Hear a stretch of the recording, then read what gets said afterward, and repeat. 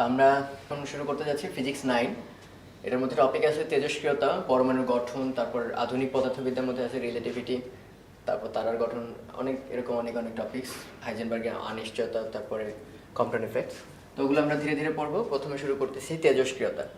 ওকে, তো তোমরা অবশ্যই একটা নোটেশনের সঙ্গে সবাই পরিচিত। এটা একটা মৌলের নাম থাকে, নিচে একটা সংখ্যা থাকে জেড, আর উপরে একটা সংখ্যা লেখা থাকে এ। তো আমরা সবাই জানি এটা সেই মৌলের নাম, এতে ক্যালসিয়াম, ম্যাগনেসিয়াম আর সোডিয়াম লেখা থাকে। জেড হচ্ছে সেই পারমাণবিক সংখ্যা বা প্রোটন নাম্বার। ওকে, আমরা আপাতত প্রোটন সংখ্যা লিখতেছি। আর এ হচ্ছে ভর সংখ্যা। ভর সংখ্যার মধ্যে কি কি জানি আমরা? সেই যে নিউক্লিয়ন বলা হয়। নিউক্লিয়ন দুইটা জিনিস মিলে বলে প্রোটন প্লাস নিউট্রন, এই সংখ্যাটাকে বলে ভর সংখ্যা। ওকে, তাই কেউ যদি প্রোটন নাম্বার জানে জেড এবং ভর সংখ্যা যদি জানে, তো নিউট্রন সংখ্যাটা হবে এ মাইনাস জেড। কারণ এ হচ্ছে টোটাল প্রোটন প্লাস নিউট্রন, আর জেড হচ্ছে অনলি প্রোটন। তো আমরা আজকে দেখব যে বেসিক্যালি কেন, মানে সেই যে বিখ্যাত একটা প্রশ্ন থাকে, একটা নিউক্লিয়াস আমরা জানি অ্যাটমের বাইরের দিকে থাকে ইলেকট্রনস, আর আজকের আমাদের তেজস্ক্রিয়তা জানি আলোচনা হবে, পুরোটা হবে নিউক্লিয়াস নিয়ে। ওকে, নিউক্লিয়াসের ভেতরে থাকে সেই যে মেইনলি নিউট্রন আর প্রোটন, আদার কণা থাকতে পারে, আমাদের কনসার্ন হচ্ছে নিউট্রন আর প্রোটন, নিউক্লিয়ন বলা হয় একসঙ্গে। তো অনেকেরই কোয়েশ্চেন হচ্ছে নিউট্রন, তোমরা এগুলোর যদি আবার ইলেকট্রন, নিউট্রন, প্রোটন, মৌলিক কণা যেগুলো নাম শুনতাম আমরা, ওগুলোর যদি ওই নোটেশন দিয়ে লিখতে হয় তাহলে নিচে কিন্তু প্রোটন সংখ্যা হবে না, কারণ প্রোটনের তার প্রোটন সংখ্যা থাকে না, বা ইলেকট্রনের তার প্রোটন সংখ্যা থাকে না। প্রোটন সংখ্যা থাকে একটা পরমাণু। তো যদি ইলেকট্রন, নিউট্রন, প্রোটন এই মৌলিক পার্টিকেলগুলোর ক্ষেত্রে সংখ্যাটা লিখতে হয়, তাহলে এগুলোর পরিচয় হবে, এটা হবে চার্জ সংখ্যা, মানে ওর চার্জ কি। যদি নিউট্রাল হয় সেই চার্জের পরিমাণ হবে 0, যদি নেগেটিভ হয় মাইনাস, পজিটিভ হলে প্লাস। তাহলে তোমরা দেখতে পাবা যখন প্রোটন লিখবো চার্জ 1 আর প্রোটন একটাই, এই জন্য সমষ্টি 1, কারণ এখানে কোনো নিউট্রন থাকা সম্ভব না। একইভাবে নিউট্রন যখন লিখবো তার চার্জ নেই আর নিউট্রন সংখ্যা 1। আর ইলেকট্রনের ক্ষেত্রে এর চার্জ হচ্ছে নেগেটিভ, সো এখানে নিচে হবে -1, আর ইলেকট্রন যেহেতু প্রোটনও না নিউট্রনও না, সো ওপরে হবে 0। তো এই নোটেশনের সময় কিন্তু তোমরা আবার মনে রাখবে এগুলো কিন্তু ভর সংখ্যা মিন করে না, কিংবা নেগেটিভ প্রোটন সংখ্যা মিন করে না, এই নেগেটিভ চার্জ সংখ্যা মিন করে। হ্যাঁ, এটা মৌলিক কণা প্রকাশ করার প্রতীক।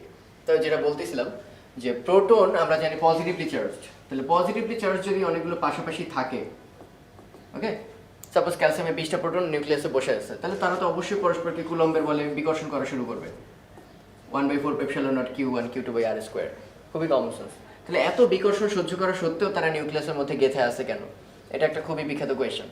তো এটার কারণটা আমরা এখন একটু ব্যাখ্যা করব। এবার আমরা দেখবো কেমনে একটা নিউক্লিয়াসের মধ্যে স্টেবল থাকে, যদিও তাদের মধ্যে বিকর্ষণ বল কাজ করতেছে। অন দ্য আদার হ্যান্ড নিউট্রনের তো আর কোনো ক্ষমতা নেই আসলে আটকে ধরে রাখার, কারণ নিউট্রন তো আসলে চার্জ নিরপেক্ষ। কিন্তু মজার ব্যাপার হচ্ছে এই যে তড়িৎ বল, যেটা কুলম্বের বল, এই যে বিশাল একটা বিকর্ষণ আমরা নাম দিলাম ইলেকট্রোস্ট্যাটিক ফোর্স, এটার কারণে ছিটকে যাওয়ার কথা থাকলেও নিউক্লিয়াসের মধ্যে কিন্তু আরও একটা ফোর্স আছে, যেটা তোমরা অলরেডি সেই মৌলিক 4টা বলের মধ্যে নাম শুনছো। একটা ছিল গ্র্যাভিটি, এরপরে ছিল ইলেকট্রোম্যাগনেটিক ফোর্স, তারপর ছিল সবল নিউক্লিয় বল, আর একটা দুর্বল নিউক্লিয় বল। তাহলে ওই যে নিউক্লিয় বলকে আমরা নাম দিলাম নিউক্লিয়ার ফোর্স। সেই নিউক্লিয়ার ফোর্স কিন্তু চার্জের উপর ডিপেন্ড করে না, চার্জের উপর ডিপেন্ড করে হচ্ছে তারই চুম্বক বলটা। তাহলে সেই চার্জের উপর যদি ডিপেন্ড নাই করে থাকে এবং সেটা আকর্ষণধর্মী বল, তাহলে এই প্রোটনকে কিন্তু নিউট্রনটা টানে, নিউক্লিয় বল দিয়ে টানে। কিন্তু এদের মধ্যে ডিফারেন্সটা কোথায়? ডিফারেন্স হচ্ছে এই প্রোটন যত দূরেই থাকুক না কেন তাদের মধ্যে ইলেকট্রোস্ট্যাটিক ফোর্সটা থাকবেই। তারপর একটা লং রেঞ্জ ফোর্স, মানে বিশাল দূরত্ব এটা কাজ করে, এটা থাকবেই। কিন্তু নিউক্লিয় বল যেগুলো আকর্ষণধর্মী বল, সেগুলো কিন্তু শর্ট রেঞ্জ বল, মানে খুবই নেইবারহুডে বা প্রতিবেশী অঞ্চলে একমাত্র কাজ করবে। তাহলে এটাকে আমরা বলবো শর্ট রেঞ্জ ফোর্স। তো ফলাফলটা হচ্ছে এই, যদি দেখো যে একটা নিউক্লিয়াস স্টেবল, ভেঙে যাচ্ছে না, তাহলে বুঝে যাবা এই যে ইলেকট্রোস্ট্যাটিক ফোর্স যেটা এই প্রোটনকে বিকর্ষণ করার ফলে সৃষ্টি হয়েছে, তাকে নিউট্রনগুলো টেনে ধরে রাখছে। এই 3টা টেনে ধরার ফলটা হচ্ছে এই বিকর্ষণ বলটা সমান। ওকে, তাহলে আমরা বুঝতে পারতেছি এই নিউট্রনের নিউক্লিয় বলটা যখন এটাকে পরাস্ত করতে পারে কিংবা যখন সাম্যাবস্থা রাখতে পারে, তখনই নিউক্লিয়াসটা আটকা অবস্থায় থাকে। আর যদি কখনো দেখো ইলেকট্রোস্ট্যাটিক ফোর্সটা বেশি, এখানে নিউট্রন সংখ্যা কম, বা যতটুকু প্রোটনকে সারপাস করার জন্য যে পরিমাণ নিউট্রন থাকা দরকার ছিল সেই পরিমাণ নাই, তাহলে শিওর থাকতে পারো এই বলটা ছোট হবে, এই বলটা বড় হবে, এবং তাদের মধ্যে একটা মিসম্যাচ হয়ে তারা স্প্লিট হয়ে যাবে, এবং ওই জিনিসটাকে আমরা বলি তেজস্ক্রিয়তা। তো এবার আমরা একটু দেখতে চাই একটা নিউক্লিয়াসের সাইজ সাপোজ বিশাল বড়, তো আমরা একটু বেশি এক্সাজারেট করে রাখছি। এই কালোগুলো হচ্ছে প্রোটন, সেটা যত দূরেই থাকুক না কেন আমরা বলছি যে এদের মধ্যে ইলেকট্রোস্ট্যাটিক ফোর্স, যেটা কুলম্বের বল, এটা থাকবেই, বিকর্ষণ বলটা এই যে সংযোগ সরলরেখা বরাবর বাইরের দিকে। তাহলে এখানে ইলেকট্রোস্ট্যাটিক ফোর্সগুলো লব্ধি হয়ে বেশ বড় একটা ফোর্স পাবে। কিন্তু সেই তুলনায় সাপোজ এইখানে যদি কিছু নিউট্রন থাকেও সে কিন্তু টানতে পারবে না, কারণ আমরা আগেই বলছি নিউক্লিয়ার বলগুলো খুব শর্ট রেঞ্জ, ফলে একদম নেইবারহুড, একদম সাপোজ এই জোনের মধ্যে যদি না থাকে তাহলে অত টানাটানি করে এইটাকে পরাস্ত করতে পারবে না। তাই এই নিউক্লিয়াসটাকে যদি স্টেবল হতে হয়, এই বড় নিউক্লিয়াসকে, তাহলে অবশ্যই এই প্রোটনগুলো সে যেহেতু বিকর্ষণ করতেই থাকবে, এখানে প্রচুর পরিমাণে আশেপাশে প্রতিবেশী অঞ্চলে নিউট্রন থাকতে হবে। তার মানে এখানে অবশ্যই কথাটা জরুরি, নাম্বার অফ প্রোটনস অবশ্যই less than number of neutron হবে, কারণ নিউট্রন হচ্ছে অনেকে মিলে ছোট ছোট টান দিয়ে ওই বড় বড় বিকর্ষণগুলোর বিরোধিতা করতেছে। তাহলে একটা সময় যদি অনেক নিউট্রন থাকে তাহলে তাদের আকর্ষণ বলটা একটা সময় ইলেকট্রোস্ট্যাটিক ফোর্সের সমান হবে এবং এই নিউক্লিয়াসকে স্টেবল রাখতে হবে। যদি আরো বড় হয়ে যায়, বড় বলতে আমরা কি বোঝাচ্ছি, তোমরা সেই যে পড়ছো তেজস্ক্রিয়তে কিন্তু ছোট ছোট নিউক্লিয়াসে দেখা যায় না, যাতে পারমাণবিক ভর 82-এর উপরে পারমাণবিক সংখ্যা। তো সেই ক্ষেত্রে কিন্তু যে তোমরা দেখছো থোরিয়াম, রেডিয়াম, এই ইউরেনিয়াম, এগুলো হচ্ছে তেজস্ক্রিয় মৌল। তো ওইগুলোর ক্ষেত্রে এই মিসম্যাচটা হয়, নিউট্রন আর প্রোটন এটার একটা সার্টেন অনুপাত যদি ক্রস করে ফেলে বা ক্রস না করে, সেই ক্ষেত্রে আমরা তেজস্ক্রিয়তা দেখতে পাই। তখন আইদার নিউট্রনকে বাড়িয়ে কিংবা প্রোটনকে কমিয়ে হলে যেভাবে পারে সেটার একটা সার্টেন অনুপাত বজায় রাখতে চায়, এবং ফলে যতক্ষণ না পর্যন্ত এই একটা নির্দিষ্ট অনুপাত বজায় থাকে ততক্ষণ পর্যন্ত সে তেজস্ক্রিয়তা ঘটাতে থাকে। তেজস্ক্রিয়তা ঘটানো মানে হচ্ছে একটা নিউক্লিয়াস যা দ্বারা গঠিত, দ্যাট ইজ নিউট্রন, প্রোটন, এগুলো ভেঙে অন্য কিছুতে কনভার্ট হতে থাকে। ওকে, তো আমাদের এটি হচ্ছে আজকের আলোচনার টপিক, যে তেজস্ক্রিয়তা কিভাবে হয়, সময়ের সাথে কিভাবে বদলায়, এই জিনিসগুলো আমরা আজকে আলোচনা করব। তো আমরা একটু আগে দেখলাম যে একটা নিউক্লিয়াসের মধ্যে প্রোটন এবং প্রোটন পরস্পরকে বিকর্ষণ করে, ইলেকট্রোস্ট্যাটিক বিকর্ষণ যেটা। On the other hand neutron আর প্রোটন পরস্পরকে আকর্ষণ করে নিউক্লিয়ার শক্তি দ্বারা বা নিউক্লিয়ার বন্ধন দ্বারা। তাহলে যেহেতু এই আকর্ষণ শক্তিটা যখন বেড়ে যায় তখন তাদের মধ্যে একটা স্টেবিলিটি তৈরি হয়, মানে সে ওই অবস্থায় থাকতে চায়। তা আমরা তো যে কোনো ক্ষেত্রেই জানি আকর্ষণ যখন বেশি হয় তখন কিন্তু বিভব শক্তিটা নেগেটিভ হয়। যেমন গ্রহগুলো সূর্যের চারদিকে ঘুরতেছে, এটা কিন্তু নেগেটিভ পোটেনশিয়াল, তার মানে সে ওই সিস্টেমটাকে স্টেবল রাখতে চায়, ওভাবেই ঘুরতে সে অভ্যস্ত। কেউ যদি ওখান থেকে তাকে ছুটাইতে চায়, বাইরে থেকে শক্তি দেওয়া লাগবে। একই কথা এই ক্ষেত্রে প্রযোজ্য, যখন একটা পারফেক্ট নিউক্লিয়াস তুমি পেয়ে গেছো, সে ক্যালসিয়াম অথবা সোডিয়ামের একটা নিউক্লিয়াস আসছে অলরেডি, বুঝতে হবে ওটা স্টেবল, নিউক্লিয়াস যেহেতু গঠিত একটা অ্যাটমের, তখন তুমি ওটাকে ভাঙতে একটা সার্টেন অ্যামাউন্ট অফ এনার্জি লাগবে ওই নিউক্লিয়াসটাকে ভাঙতে। তার মানে আমরা এভাবে আশা করতে পারি তার মধ্যে অলরেডি একটা বন্ধন শক্তি আছে, যে কারণে তারা গাঁথা। ওই পরিমাণ শক্তি যদি তুমি ইনসার্ট করতে পারো বাইরে থেকে, তাহলে ওই গ্রহের মতো নিউট্রন বা প্রোটনগুলোকে ছুটে নিয়ে যেতে পারবে। তার মানে আমরা কি বলতে চাচ্ছি, যে অ্যামাউন্ট অফ এনার্জি দিলে একটা নিউক্লিয়াস থেকে নিউক্লিয়ন, দ্যাট ইজ নিউট্রন বা প্রোটনগুলো ভেঙে ফেলা যায়, তাকে বলে ওই নিউক্লিয়াসের বন্ধন শক্তি। তো এটাকে একটা ইকুয়েশনের মাধ্যমে দেখানো যায়। সাপোজ এটা একটা স্টেবল পরমাণু, তার এখানে যে হচ্ছে এ, এটা যেহেতু গঠিত হয়ে গেছে সে স্টেবল। এখন আমি যদি এইখান থেকে নিউক্লিয়াসকে ভেঙে নিউট্রন আর প্রোটন এগুলো আলাদা করতে চাই, প্রোটন সংখ্যা কয়টা, জেড সংখ্যক, আর নিউট্রন সংখ্যা অবশ্যই কয়টা, এ মাইনাস জেড সংখ্যক, আমরা একটু আগেই দেখেছি। তো আমি এরকম ভাবলাম যে জেড সংখ্যক প্রোটনের ভর কি, এমপি হচ্ছে প্রোটনের ভর, এরকম জেড সংখ্যক প্রোটনের ভর। সিমিলারলি এমএন হচ্ছে নিউট্রনের ভর, এরকম এ মাইনাস জেড সংখ্যক নিউট্রনের ভর। এই দুটো সেপারেট ছিল, তাদেরকে যদি জোর করে একটা নিউক্লিয়াস বানাতে চাই তাহলে অবশ্যই তারা কিছু শক্তি ছেড়ে দিতে বাধ্য হবে। মানে আমরা জানি আগের যে শক্তি কমলেই রাসায়নিকভাবে তারা আরও স্থায়ী হয়। তোমরা যে সেই শুনছিলাম, যখন স্টেবিলিটি বেশি তখন এনার্জি কম, আর এনার্জি বেশি হয়ে গেলে স্টেবিলিটি কমে যায়। আমরা প্র্যাকটিক্যাল লাইফেও দেখছি যে একটা বস্তু যখন উপরে থাকে তার বিভব শক্তি বেশি এই নিচের তুলনায়, এই কারণে তাকে যখন ছেড়ে দিই সে সবসময় লোয়ার পোটেনশিয়ালে পড়তে চায় এবং বেশি স্থায়িত্ব অর্জন করতে চায়। ওই পারমাণবিক বিক্রিয়া বা রাসায়নিক বিক্রিয়া, নিউক্লিয়ার বিক্রিয়া যাই বলো না কেন, সে যখন ডিসক্রিট পার্টিকেল আকারে আছে তখন তার শক্তি বেশি, সে যখন একটা জায়গায় বন্ধন করবে নিউক্লিয়াস হওয়ার জন্য তখন বেশ কিছু শক্তি ছেড়ে দেবে।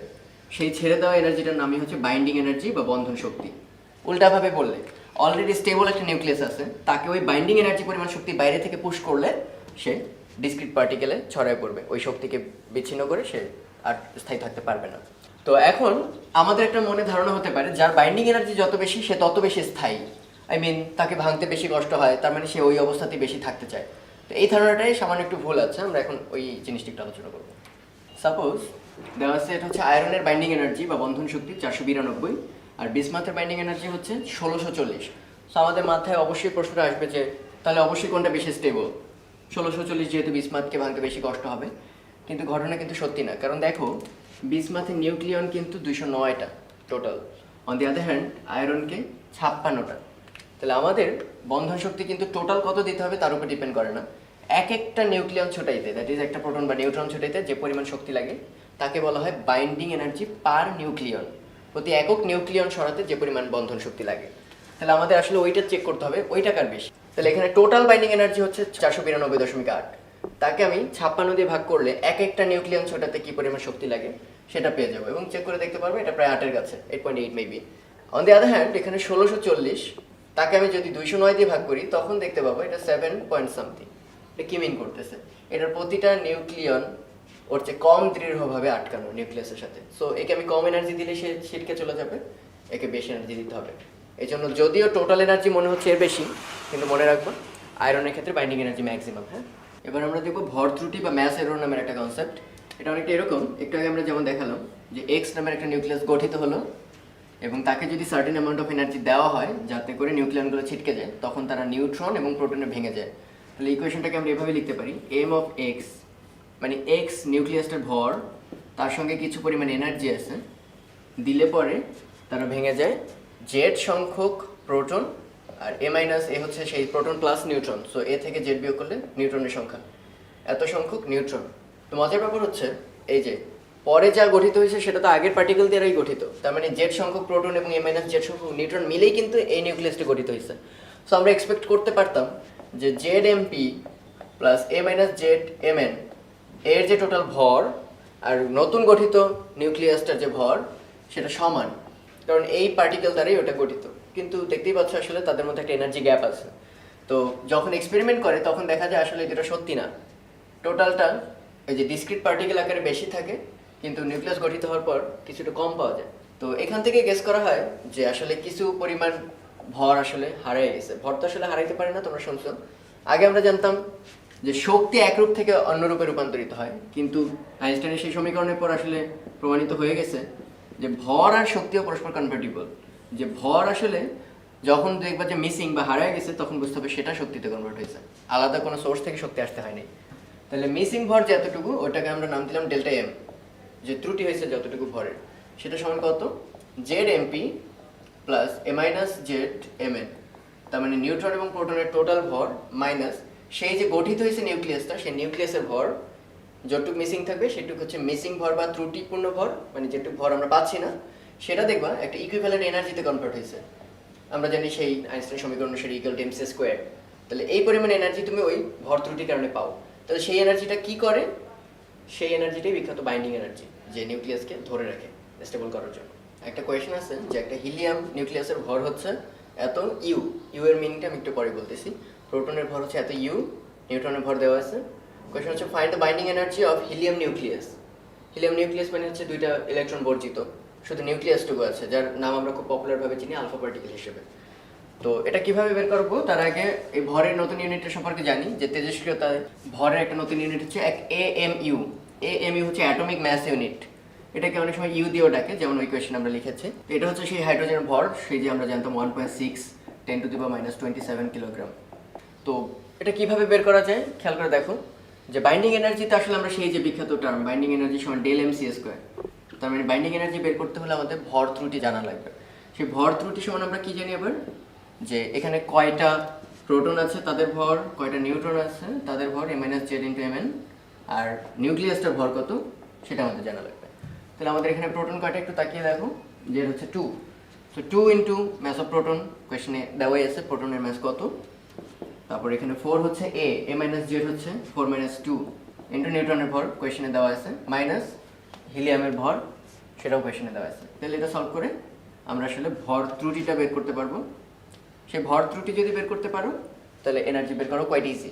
তবে এই ক্ষেত্রে একটা জিনিস মনে রাখলে সুবিধাই হয়, সেটা হচ্ছে এক ইউ পরিমাণ ভর যদি এনার্জিতে কনভার্ট হয়ে যায় তাহলে কত এনার্জি বের হয় এটা আমরা বের করতে পারি। কীরকম, E equal to del M, del M হচ্ছে এক এএমইউ মানে সেই যে 1.6 10⁻⁻27 এত whole square into C square, আলোর বেগ হচ্ছে 3 10⁻8 হোল স্কোয়ার। তাহলে এটাকে যদি ইলেকট্রোভোল্ট এককে নাও তাহলে তোমরা পাবা, তাহলে এখান থেকে একটা সার্টেন আসবে জুল, তাকে যদি তুমি ইলেকট্রোভোল্ট এককে নাও তাহলে আসবে 931.5 মেগা ইলেকট্রোভোল্ট। ওকে, তো এটা মনে রাখা একটা সুবিধা আছে। সুবিধাটা কি খেয়াল করো, এক এএমইউর জন্য শক্তি পাওয়া যায় হচ্ছে 931। তাহলে আমাদের এখানে এএমইউ পাওয়া ডেল এম পরিমাণ এত এএমইউ, তাহলে আমরা বলতে পারি এক এএমইউতে শক্তি পাওয়া যাচ্ছে 931 এত মেগা ইলেকট্রোভোল্ট। অতএব তোমার ডেল এম পরিমাণ এমইউতে কত পাওয়া যাবে 931.5 ইন্টু ডেল এম, এত মেগা ইলেকট্রোভোল্ট। এটাই হচ্ছে তোমার সেই ই বা বাইন্ডিং এনার্জি। আর ইলেকট্রোভোল্ট এককের সিস্টেমটা কি? এটা কিন্তু একটা শক্তির একক। এক ইলেকট্রোভোল্ট ইকুয়াল টু 1.6 10⁻⁻19 জুল। এবং এটা কেন শক্তির একক? খেয়াল করে দেখো, এখানে চার্জ আছে আর এখানে ভোল্ট আছে।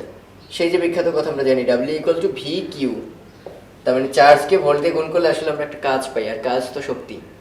ওকে, এবার আমরা একটা নতুন সূত্র শিখবো যেটাকে বলা হয় ফার্মির সূত্র, বা নিউক্লিয়াসের ব্যাসার্ধ কত সেটা বের করবো। কেউ যেহেতু ভুলেও না ভাবি আমরা কোনো পারমাণবিক ব্যাসার্ধ, এটা কিন্তু অনেক আগেই বোরের মডেল থেকে বের করছি, ওটা না। এই যে নিউক্লিয়াসটুকু, সেটার ব্যাসার্ধ আমরা কিভাবে পাবো, আর অফ নিউক্লিয়াস, এটার জন্য ফর্মুলাটা। সেটা একটা গবেষণায় অবশ্যই দেখা গেছে যে এই যে নিউক্লিয়াসগুলো, তার যে আয়তন, মানে এটা সাইজে কত বড় হবে, এটা অ্যাবসলিউটলি ডিপেন্ড করে হচ্ছে তার ভর সংখ্যা কত, মানে ভেতরে কত পরিমাণ নিউক্লিয়ন। যদি 100টা নিউট্রন প্রোটন থাকে তাহলে বিশাল সাইজের নিউক্লিয়াস, আর যদি কম পরিমাণ নিউক্লিয়ন থাকে তাহলে ছোট সাইজের নিউক্লিয়াস। তাহলে এটা হচ্ছে একটা ডেফিনিশন যে আয়তনটা ডিপেন্ড করে হচ্ছে ভর সংখ্যার উপর। তো এটাকে আমরা পিওর যদি একটা গোলক ভাবি নিউক্লিয়াসকে, তাহলে গোলকের আয়তন জানি 4/3πr³, যেখানে এই আরটাই আমাদের টার্গেট, নিউক্লিয়াসের ব্যাসার্ধ প্রপোর্শনাল টু আর। তাহলে এইটুক যেহেতু কনস্ট্যান্ট, ওটাকে আমরা প্রপোর্শনালের মধ্যেই রাখতে পারি। তাহলে r³ সমানুপাতিক a, তাহলে r সমানুপাতিক a⁻1/3। ওকে, তাহলে এখানে একটা সমানুপাতিক ধ্রুবক আসবে। তাহলে সূত্রটা দাঁড়াচ্ছে r ইকুয়াল টু একটা কনস্ট্যান্ট a⁻1/3। এই সেই ফার্মির সূত্র, যেখানে r হচ্ছে নিউক্লিয়াসের ব্যাসার্ধ, আর a হচ্ছে ভর সংখ্যা, শুরুতেই আমরা বলছিলাম। আর r নট হচ্ছে একটা কনস্ট্যান্ট, যাকে ফার্মি কনস্ট্যান্টও বলা হয়, আর অনেক সময় রেডিয়াল প্যারামিটারও বলা হয়। রেডিয়াল প্যারামিটার কি, তোমরা একটু ডিটেল পড়াশোনা করলে দেখতে পাবা। এইটাই সেই বিখ্যাত রাদারফোর্ডের এক্সপেরিমেন্টেও যে একটা হাইপারবোলিক পথে আলফা কণাগুলো ছুটে গেছিল, সেইখানের একটা নির্দিষ্ট দূরত্ব উপকেন্দ্র থেকে, ঠিক এক্স্যাক্ট মনে নেই, তোমরা এটা নিয়ে পড়াশোনা করতে পারো চাইলে। তো এটার মানও জানা আছে, এটার মান হচ্ছে 1.2 ফেমটোমিটার, মানে 10⁻⁻15 মিটার, বা অনেক সময় লেখা থাকে 1.2 ফেমটোমিটার বা ফার্মিমিটার। তো আমরা এই সূত্রের ব্যবহার নিয়ে একটা অঙ্ক দেখব। তো একটা অঙ্ক দেওয়া আছে এরকম যে কার্বন 12 6, এই নিউক্লিয়াসটা, এটা কিন্তু পরমাণু একই নেই, মানে পরমাণু আরও বড়। ওকে, পরমাণু রাখলাম না, পরমাণুটা বড়, এটা জাস্ট নিউক্লিয়াস। তো এই নিউক্লিয়াসটা যখন পরস্পর টাচ করবে, তখন তাদের মধ্যে বিভব শক্তি কত হবে, এই হচ্ছে আমাদের কোয়েশ্চেন। তো বিভব শক্তি সমান তো আমরা জানি ইউ বা ডাব্লিউ ইকুয়াল টু কি, ভি কিউ। তার মানে প্রথমে জানতে হবে এইটাকে আনার জন্য আমার বিভব কত হবে, সেই বিভব জানতে হবে, চার্জ জানতে হবে। তো বিভবের রাশিমালা আমরা জানি 1/4πε0 Q1, okay, by R into ওইটার চার্জ। তো দুইটার চার্জই সমান, যেহেতু একই জিনিস নিয়ে আসছো। প্রথমটার মধ্যে চার্জ হচ্ছে 6টা প্রোটন, আর নিউট্রনের কোনো চার্জ নেই। দ্বিতীয়টার মধ্যে 6টা প্রোটন, নিউট্রনের কোনো চার্জ নেই। আর এক একটা প্রোটনের চার্জ আমরা সবাই জানি ইলেকট্রনের সমান। তাহলে আমরা লিখতে পারি 1/4πε0, প্রথমটার জন্য 6টা ইলেকট্রন, ইলেকট্রন মানে হচ্ছে প্রোটনের চার্জ সমান, আর পরে যেটা নিয়ে আসছো সেটারও হচ্ছে 6টা ইলেকট্রনের সমান, ডিভাইডেড বাই আর। লেখা আমরা সব জানা আছে, এটা 9 10⁹ ইলেকট্রনের চার্জ আমরা জানি 636 e²। জানি না শুধু এই দূরত্বটা, মনে রাখতে হবে এই দূরত্বটা কিন্তু আসলে এই তাদের নিউক্লিয়াসের মধ্যবর্তী দূরত্বটা। তাহলে আসলে কি, একটা নিউক্লিয়াসের ব্যাসার্ধ আরেকটা নিউক্লিয়াসের ব্যাসার্ধ টাচ করা, সো এই দূরত্বটা আসলে 2r। ওকে, তাহলে এই আর বের করার জন্য আমরা কিন্তু একটাকেই ফর্মুলা দিয়েছি, ফার্মির ফর্মুলা। তাহলে সেটা কিভাবে বের করা যায়, r equal to r0 a⁻1/3। এ হচ্ছে ভর সংখ্যা, আমাদের ক্ষেত্রে ভর সংখ্যা হচ্ছে 12। তাহলে আমরা r0 সমান জানি 1.2 10⁻⁻15, আর 12⁻⁻1/3, এটা সলভ করে তোমরা পাবা মেবি 2.7 10⁻⁻15 মিটার। এটা যদি এখানে বসাই দাও তাহলে কিন্তু হবে না, কারণ এই দূরত্বটা হচ্ছে শুধু একটা দূরত্ব, আসল দূরত্বটা হচ্ছে 2r। তাহলে সেটা যদি এখানে বসাও তাহলে যেটা আসবে এটি হচ্ছে অ্যান্সার। ওকে, এখন আমরা পড়বো তেজস্ক্রিয়তার ক্ষয়সূত্র বা decay law of radio activity.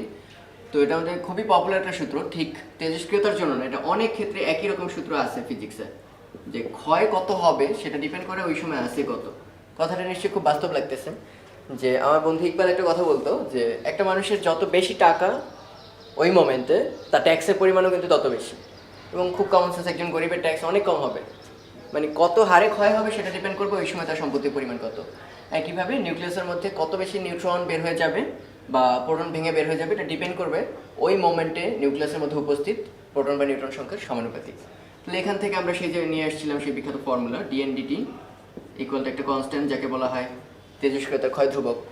ওকে, তাহলে আমরা এখান থেকে নিয়ে আসছিলাম dn/n equal to minus lambda DT, তারপর ইন্টিগ্রেশন করে আমরা পাচ্ছিলাম dn/n equal to minus lambda constant integral DT, that is ln n, আর লিমিট হবে কি, শুরুতে ছিল n নট আর সার্টেন একটা টাইম টিতে ছিল n, শুরু বলতে টাইম ছিল 0, সার্টেন টাইম t, তাহলে আমরা পাচ্ছি লন n লিমিট হবে n নট থেকে n মাইনাস ল্যামডা টি লিমিট হবে 0 থেকে t।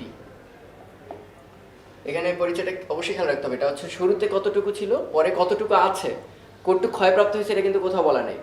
তার মানে এটাও একদম শুরুতে প্রেজেন্ট কতটুকু ছিল, আর এটা হচ্ছে এখন অবশিষ্ট কতটুকু আছে। তাহলে আমরা পাচ্ছি ln n minus ln n naught equal to minus lambda T. এটাকে একটু মডিফাই করলে আমরা পাচ্ছি ln n/n naught equal to minus lambda T. আর লন তো আসলে কি, লগের ই ভিত্তিক, তাই না? লগ ই ভিত্তিক n/n নট সমান হচ্ছে মাইনাস ল্যামডা টি। তাহলে লগের সংজ্ঞা অনুসারে আমরা পাচ্ছি E to the power minus lambda T equal to হচ্ছে n/n নট, এবং লাস্ট ভার্সন যদি লিখি n equal to n naught E to the power minus lambda into T. এই ফর্মটা আমরা সবাই মনে রাখি, এটা অনেক সময় কাজে লাগে, কিন্তু সবচেয়ে পপুলার টার্ম হচ্ছে এই টার্মটা। ওকে, এবার এই সমীকরণটাকে একটু মডিফাই করে আমরা অন্যভাবে লিখবো, যাতে অঙ্ক যেভাবেই আসুক না কেন ডিরেক্ট ফর্মুলা অ্যাপ্লাই করা যায়, এটাই যাতে সবসময় না ইউজ করতে হয়। এর মিনিংটাকে একটু বুঝে বলি। আমি যদি উভয় পক্ষকে এবার অ্যাভোগাড্রো সংখ্যা দিয়ে ভাগ করি, n naught divided by Avogadro সংখ্যা E to the power minus lambda T, তাহলে দেখো পরমাণু সংখ্যা বাই অ্যাভোগাড্রো সংখ্যা, তাহলে আমরা পাচ্ছি আসলে মোল সংখ্যা, আদি মোল সংখ্যার পরের মোল সংখ্যা। আর যে কোনো মোল নাম্বার সমান আমরা সেই যে জানতাম ভর বাই আণবিক ভর কিংবা ভর বাই পারমাণবিক ভর। তাহলে n ইকুয়ালটা আমরা লিখতে পারি ভর বাই পারমাণবিক ভর, আর পারমাণবিক ভর শুরুতেও যা থাকে পরেও তাই থাকে, ওটা হচ্ছে সাইজের উপর ডিপেন্ডেন্ট না। তাহলে m naught divided by capital M E to the power minus lambda T. উভয় পাশ থেকে এটা যখন কাটা যাবে, পরের ফর্মুলাটা দেখো অনেক সুন্দর, মানে যদি কখন অঙ্কে পরমাণু সংখ্যা না দিয়ে ভর দিয়ে দেওয়া থাকে যে শুরুতে 4 গ্রাম ছিল পরে 2 গ্রাম হতে কত টাইম লাগবে, সেই ক্ষেত্রে এই ফর্মুলা ডিরেক্ট অ্যাপ্লিকেবল, এইখান থেকে ডিরাইভ করে আনার দরকার নেই। তো এই সূত্রটাকে আরেকভাবে লেখা যায়, আমরা সেটা কিভাবে দেখাচ্ছি। মাইনাস ডিএন ডিটি সমান, মনে আছে যে ল্যামডা এন, একদম বেসিক ফর্মুলা, যে কোনো সময় কতটুক ভাঙবে সেটা ওই সময় উপস্থিত পরমাণু সংখ্যা সমানুপাতিক। তো এখান থেকে ল্যামডা এন সমান মাইনাস ডিএন ডিটি, এটাই কি সেই ক্ষয়ের হার, কিংবা কেউ যদি নাম দিতে চায় এটার নামই হচ্ছে তেজস্ক্রিয়তার হার বা তেজস্ক্রিয়তা। ওকে, অনেকে আর একটা সুন্দর নাম দেয় সক্রিয়তা, অনেক সময় অনেক অঙ্কে অনেকভাবে দেখবা সক্রিয়তা, অনেক সময় বলবে তীব্রতা, ইভেন অনেক সময় বলবে উজ্জ্বলতা, যেটা যেভাবে ক্ষয়প্রাপ্ত হয় ওই নামে বলা থাকবে। সেটা যাই হোক না কেন সেটা আসলে ক্ষয়ের হার, এবং ক্ষয়ের হার যাই হোক না কেন সেটা সময় ল্যামডা ইন্টু এন। তাহলে আমি যদি আমার ফর্মুলায় উভয় পক্ষে ল্যামডা গুণ করে দিই, তাহলে ল্যামডা ইন্টু এন সমান lambda into N naught E to the power minus lambda T. তাহলে ল্যামডা ইন্টু এন কি আসলে ক্ষয়ের হার কিংবা সক্রিয়তা না? তাহলে আমি সক্রিয়তাকে যদি এ দ্বারা নির্দেশ করি, এটা তাহলে A naught E to the power minus lambda T. A দ্বারা আবার কেউ ভর সংখ্যা বুঝবা না, তাহলে আমি একটু চেঞ্জ করে দিই। ওকে, সি নামটা দিয়ে দিলাম। তাহলে দেখো এটাও আরেকটা সুন্দর ফর্মুলা। তার মানে কোয়েশ্চেনে যদি কখনো বলে পরমাণুর সংখ্যা আগের তুলনায় অর্ধেক হয়ে গেল, কিংবা ভর 4 গ্রাম থেকে 2 গ্রাম হয়ে গেল, কিংবা সক্রিয়তা আগের 4 ভাগের 1 ভাগ হয়ে গেল, যেভাবেই বলা থাকুক না কেন প্রত্যেকটা ফর্মুলার চেহারা কিন্তু সেম, এবং তোমাদের কোনো ফর্মুলা থেকে ডিরাইভ করে আসার দরকার নেই। তোমরা যারা এই চ্যাপ্টারে অঙ্ক দেখছো তারা জানো আশা করি একটা জিনিস, প্রায় অঙ্কের মধ্যে এই ল্যামডাটা বের করে নিতে হয়, প্রথমে অর্ধায়ু দেওয়া থাকে কোয়েশ্চেনে, যে অর্ধায়ু এত, তারপর সেখান থেকে এই ফর্মুলা ইউজ করে ল্যামডা এত, তারপরে যা যা দেওয়া থাকে 2 গ্রাম থেকে 4 গ্রাম অথবা আগের তুলনায় অর্ধেক হয়ে গেল। তো আমরা এই সমীকরণটাকে একটু মডিফাই করে দিই যাতে করে তোমাদের ডিরেক্ট বের করতে সুবিধা হয়, এরপর আর ওই ল্যামডা বের করে টি হাফ বের করার দরকার হবে না। তো আমরা এটাকে একটু মডিফাই করবো। কীরকম, এখান থেকে দেখো T half equal to ln 2 by lambda, যেহেতু আমরা টি হাফ সরাসরি বের করতে হয় তাই আমরা এখানে ল্যামডা বিষয়টি রাখবো না, ল্যামডার বদলে টি হাফের রাশিমালা বের করবো। ল্যামডা ইকুয়াল টু আমরা পাচ্ছি ln 2 divided by T half. Okay, এই লন 2 এবার আমরা এখানে বসাবো, তাহলে কি দাঁড়াচ্ছে n ইকুয়াল টু বা n by n naught equal to E to the power minus ln 2 divided by T half into T. Okay, ল্যামডার ভ্যালুটা আমরা বসাই দিলাম। তাহলে এবার দেখো n by n naught E to the power minus T by T half into ln 2। এখন দেখো লনের সামনে পাওয়ার তোমরা সবাই জানো, সেই লন 2 টু দি পাওয়ার 4 যদি থাকে এই পাওয়ারটা কোথায় চলে আসে, সামনে চলে আসে, লগ বা লন যাই বলো না কেন। তাহলে 4 ln 2 যদি থাকে সেটাকে লেখা যায় নিশ্চয়ই ln 2 টু দি পাওয়ার 4, যে কোনোটাই লেখা যায়।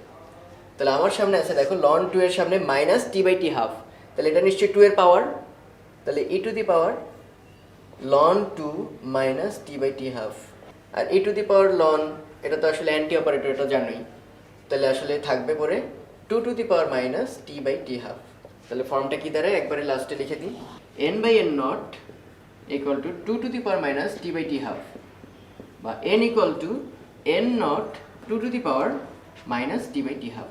তো মজার ব্যাপারটা এখানেই, আগেও n ছিল, n নট ছিল, n আছে n নট আছে, মানে কোয়েশনের ভাষা পুরোটাই ফলো করবে, কিন্তু আগে ল্যামডাটা কোয়েশনে দেওয়া থাকতো না, বের করে নিয়ে বসাতে হতো, কোয়েশনে টি হাফটা দেওয়া থাকে। সো এই ফর্মুলাটা ইউজ করলে টি হাফ সরাসরি বের হয়ে আসবে, টি হাফ বসাই দিলে এখান থেকে টি বের করতে পারবা যে কত সময় পর এতটুকু ভাঙবে বা সামথিং।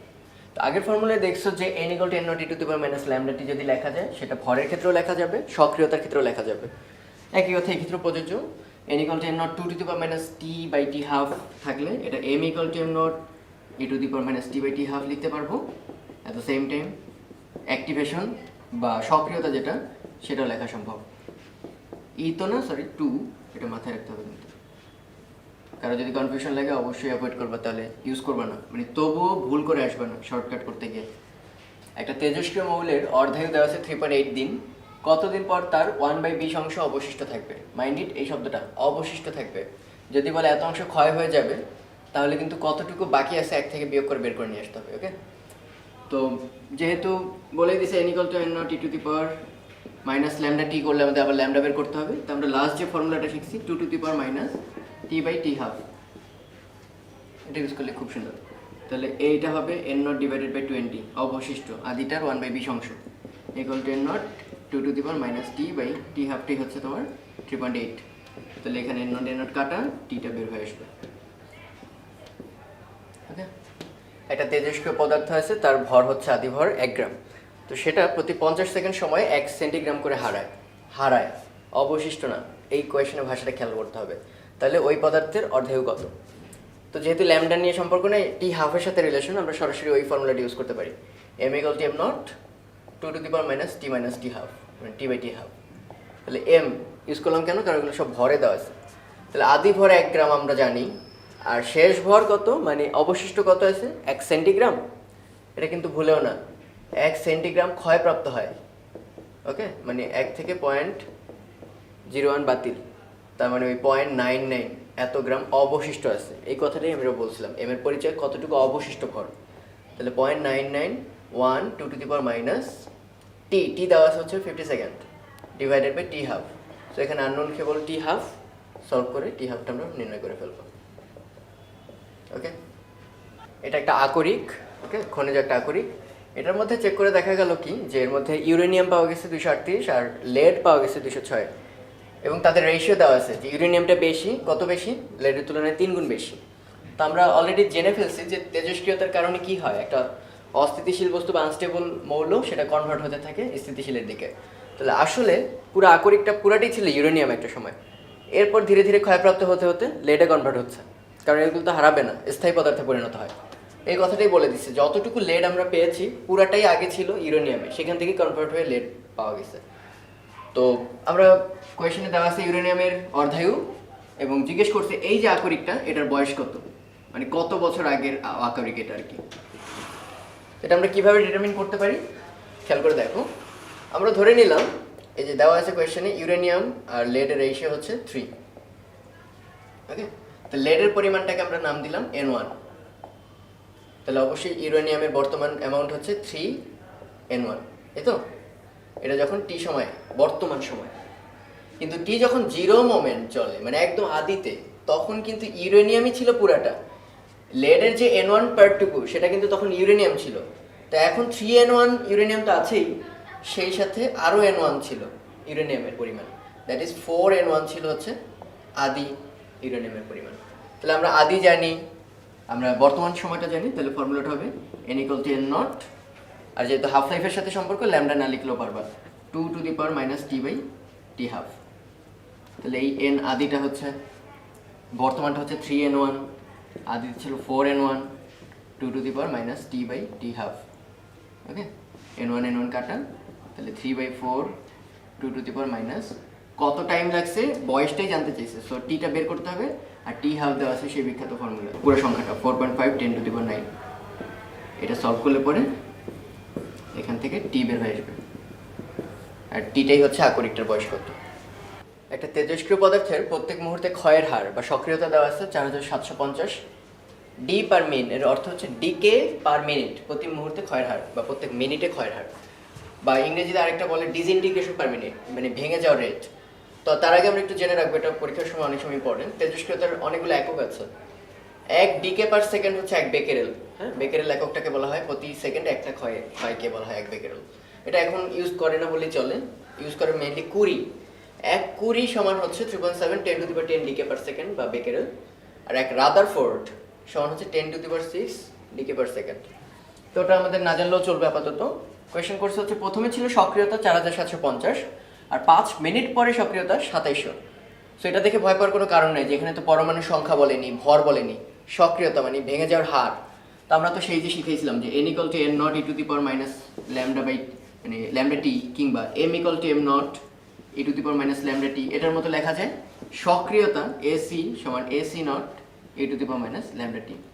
আর যেহেতু আমাদের টি হাফ বের করতে বলছে, আমরা সেই পরিবর্তিত ফর্মুলাটাও ইউজ করতে পারি, n = n naught 2 to the power minus t by t half, বা m = m naught 2 to the power minus t by t half, যা যেটা ভালো লাগে ইউজ করবা, তবু ভুল করা যাবে না আর কি। c naught 2 to the power minus t by t half.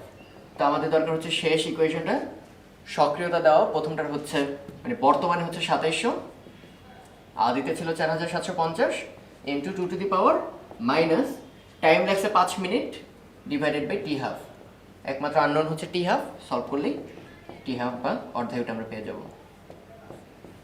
তো একটা স্পেসিমেন যার মধ্যে এ আর বি দুইটা তেজস্ক্রিয় পদার্থ, এর হচ্ছে অর্ধায়ু 4 সেকেন্ড আর বি এর অর্ধায়ু 8 সেকেন্ড। শুরুতে তাদের ভরের পরিমাণ সেম, দুইটার অ্যামাউন্ট সেম, কিন্তু যেহেতু দুইটা ভিন্ন পদার্থ তাদের পারমাণবিক ভরের অনুপাত হচ্ছে 1:2 গিভেন। তো বলছে 16 সেকেন্ড পর তাদের মধ্যে কি ভরের অ্যামাউন্ট সেম থাকবে নাকি থাকবে না। তো Na/Nb হচ্ছে মানে 16 সেকেন্ড পর তাদের অবশিষ্ট পরমাণু সংখ্যা। তাহলে সেটা বের করতে আমাদের দেখি বের করা লাগে কি আসলে। n এর তো সমান জানি, সেই যে আমাদের বিখ্যাত formula n = n naught 2 to the power minus t by t half. Okay, তাহলে এটা সমান লিখতে পারি n naught 2 to the power minus t by t half of a, আর এখানে আসবে nb naught 2 to the power minus t by t half of b। তাহলে n naught nb naught কিন্তু আমাদের দেওয়া নেই, আমাদের কোয়েশ্চেনে দেওয়া আছে জাস্ট পারমাণবিক ভরের রেশিও। তাহলে সেটা থেকে আমরা বের করে ফেলতে পারি আসলে n naught by nb naught equal to কত হবে। তো এটা আসলে যেহেতু মোল সংখ্যার অনুপাত বা পরমাণু সংখ্যার অনুপাত কিন্তু সেম, আমরা জানি যত বেশি পরমাণু মোল সংখ্যা তত বেশি। তাহলে এখান থেকে আমরা লিখতে পারি ভর বাই আণবিক ভরই তো আসলে মোল সংখ্যা। তাহলে ভর অফ এ ডিভাইডেড বাই আণবিক ভর অফ এ। এগেন নিচে আবার ভর অফ বি ডিভাইডেড বাই মানে উপরে চলে যাবে আণবিক ভর অফ বি। কিন্তু ভর দুইটার জন্য এ আর বি লেখা লাগবে না, কারণ শুরুতেই বলে দিচ্ছি ভর সেম ছিল। তাহলে থাকবে mb বাই ma, কোয়েশ্চেনে দেওয়া আছে ma বাই mb, সো 1:2 থাকলে এখানে আসবে 2:1। তার মানে আমাদের এই জিনিসটা জানা আছে, এই টুকের মান হচ্ছে 2, আর ওপরে হচ্ছে 2 to the power minus t divided by t half প্রথমটার জন্য, a এর জন্য 4 second divided by 2 to the power minus t divided by b এর জন্য হচ্ছে 8 সেকেন্ড। তাহলে এখানে দেখো একমাত্র আননোন হচ্ছে t, সলভ করলেই t বের হয়ে আসবে, সরি t দেওয়াই আছে, t হচ্ছে 16 সেকেন্ড। ওকে, সলভ করলে এটা চলে আসবে Na/Nb, দ্যাট ইজ 16 সেকেন্ড পর তাদের পরমাণু সংখ্যা কি অনুপাত একই আছে ওরকম নাকি চেঞ্জ হবে। তো আমাদের বইয়ে গড় আয়ু নামের একটা কনসেপ্ট আছে যে পরমাণুগুলোর গড় আয়ু সমান 1/λ, মানে তেজস্ক্রিয় ক্ষয় ধ্রুবকের সাথে তার একটা সম্পর্ক দেখানো। তো গড় আয়ু কনসেপ্টটা কি, যে কতগুলো পরমাণু তো সাথে সাথেই ভেঙে যায়, পরমাণু তো বলতে আমরা নিউক্লিয়াস বুঝবো, আর অনেকগুলো অনেক বছর টাইম লাগে ভেঙে যেতে। তোমরা দেখবো অনেকগুলো অর্ধায়ু 450 কোটি বছর এরকম। তাহলে কোনোগুলো একদম স্টার্টিংয়ে ভেঙে যায়, কোনোগুলো অনেক টাইম নিয়ে ভাঙে। সো তাদের একটা অ্যাভারেজ আমাদের বের করে রাখা উচিত। অ্যাটলিস্ট কোনো কিছু ডিটারমিন করতে হলে শূন্য কোনো ভালো সংখ্যা হলো না, 450 কোটি বছরও আসলে একটা বড় ভালো একটা সংখ্যা হলো না। তো গড় আয়ু কনসেপ্টটা কীভাবে বের করা যায় বা এটা কীভাবে আনা যায় ওটা আমরা একটু দেখাচ্ছি। প্রথম কথা, টি যখন 0 তখন মনে করি পরমাণু সংখ্যা হচ্ছে n নট আদিতে। এরপর টি প্লাস ডিটি টাইমে dn সংখ্যক ভেঙে চলে গেছে, তারপর পরে আছে n সংখ্যক। তাহলে এই যে dn সংখ্যক এ কিন্তু টি পরিমাণ টাইম বেঁচে ছিল, এরপর ডিটি টাইমের মধ্যে সে ভেঙে গেছে। তাহলে আমরা এভাবে লিখব যে dn সংখ্যক অ্যাটমের প্রত্যেকটার লাইফ কতক্ষণ করেছিল, টি পরিমাণ লাইফ, তাহলে এদের টোটাল লাইফ কত ছিল, টি ডিএন। ওকে, একজনের লাইফ 5 বছর, আরেকজনের 5 বছর, 6 বছর, এরকম করতে করতে টোটাল লাইফ হচ্ছে একজনের টি পরিমাণ বছর, ডিএন সংখ্যকের টি ডিএন বছর। তাহলে আমরা যদি বলি যে না আমাদের দরকার হচ্ছে সবগুলো মিলায় টোটাল লাইফ কত, তাহলে আমাদের এই পুরো জিনিসটাকে ইন্টিগ্রেশন করতে হবে। বা এভাবে ভাবি, এটাকে আমরা বললাম টোটাল লাইফ অফ কয়টার, ডিএন সংখ্যকের।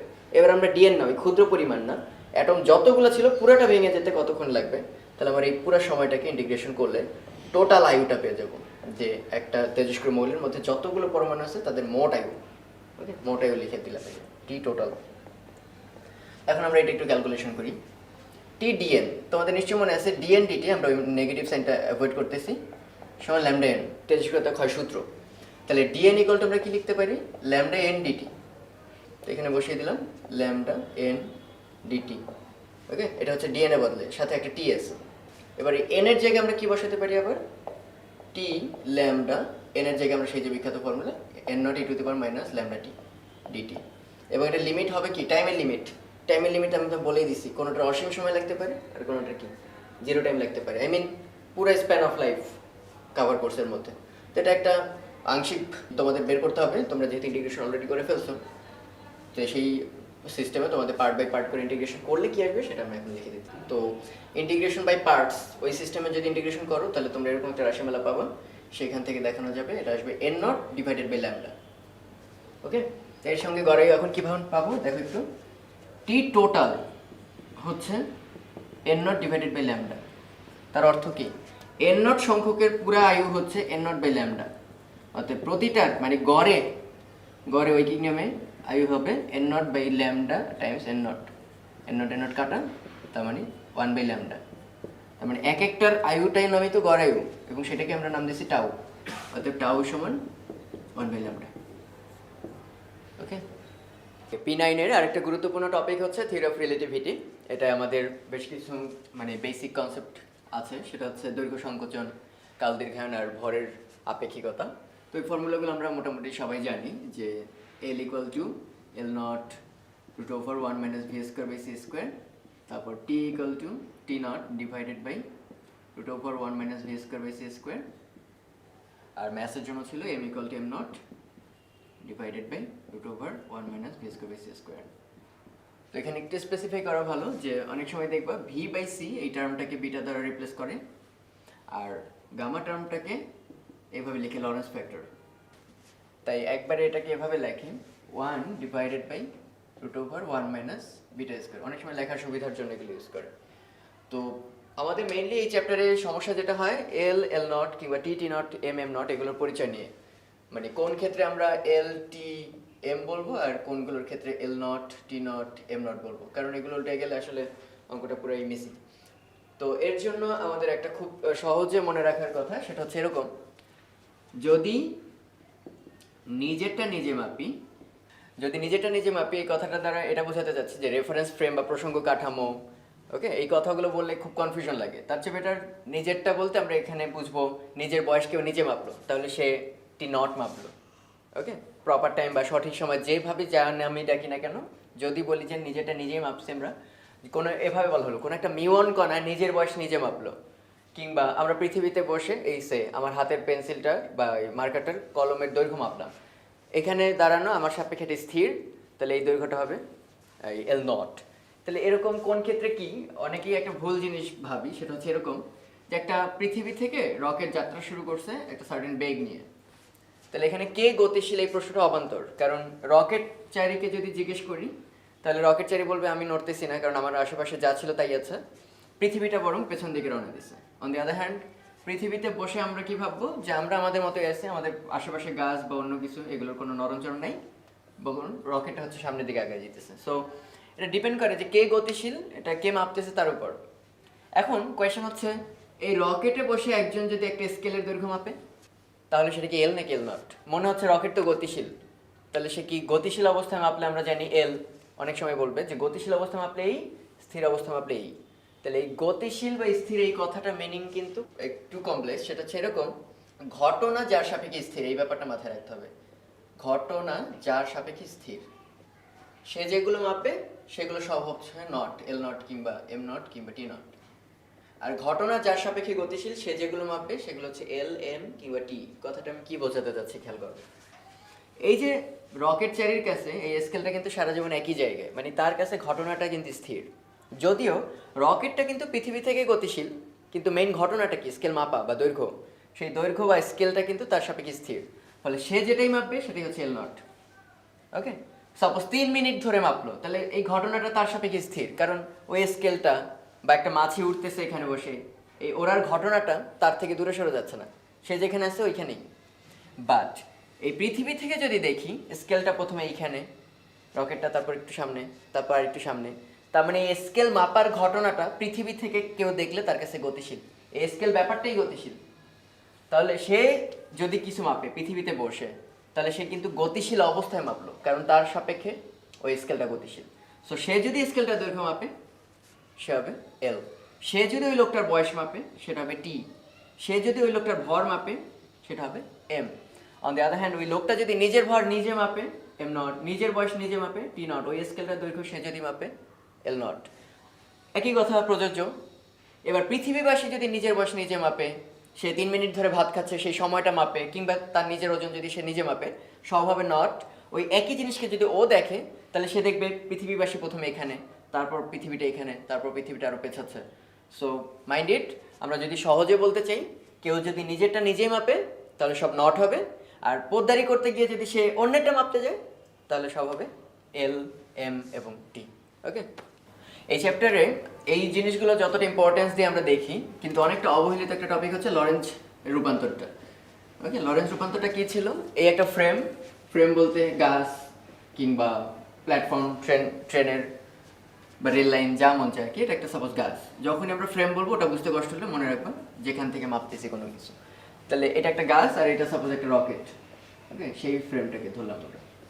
এই রকেটটা ভি সমবেগে, সমবেগ কিন্তু মাস্ট, কারণ আমরা এখানে যত সূত্র বলবো স্পেশাল থিওরি অফ রিলেটিভিটিতে সব কিন্তু সমবেগের ক্ষেত্রে জড় প্রসঙ্গ কাঠামো হতে হবে। তাহলে আমরা ধরলাম এই কাঠামোটার নাম হচ্ছে এস এবং এই কাঠামোটার নাম হচ্ছে এস প্রাইম। ওকে, তো কোনো একটা জিনিস, সাপোজ এখানে একটা পাখি অর সামথিং, সেটার অবস্থান এই প্রাইম কাঠামো থেকে দেখা গেল, তার স্থানাঙ্কগুলো হচ্ছে এক্স প্রাইম, ওয়াই প্রাইম এবং জি প্রাইম।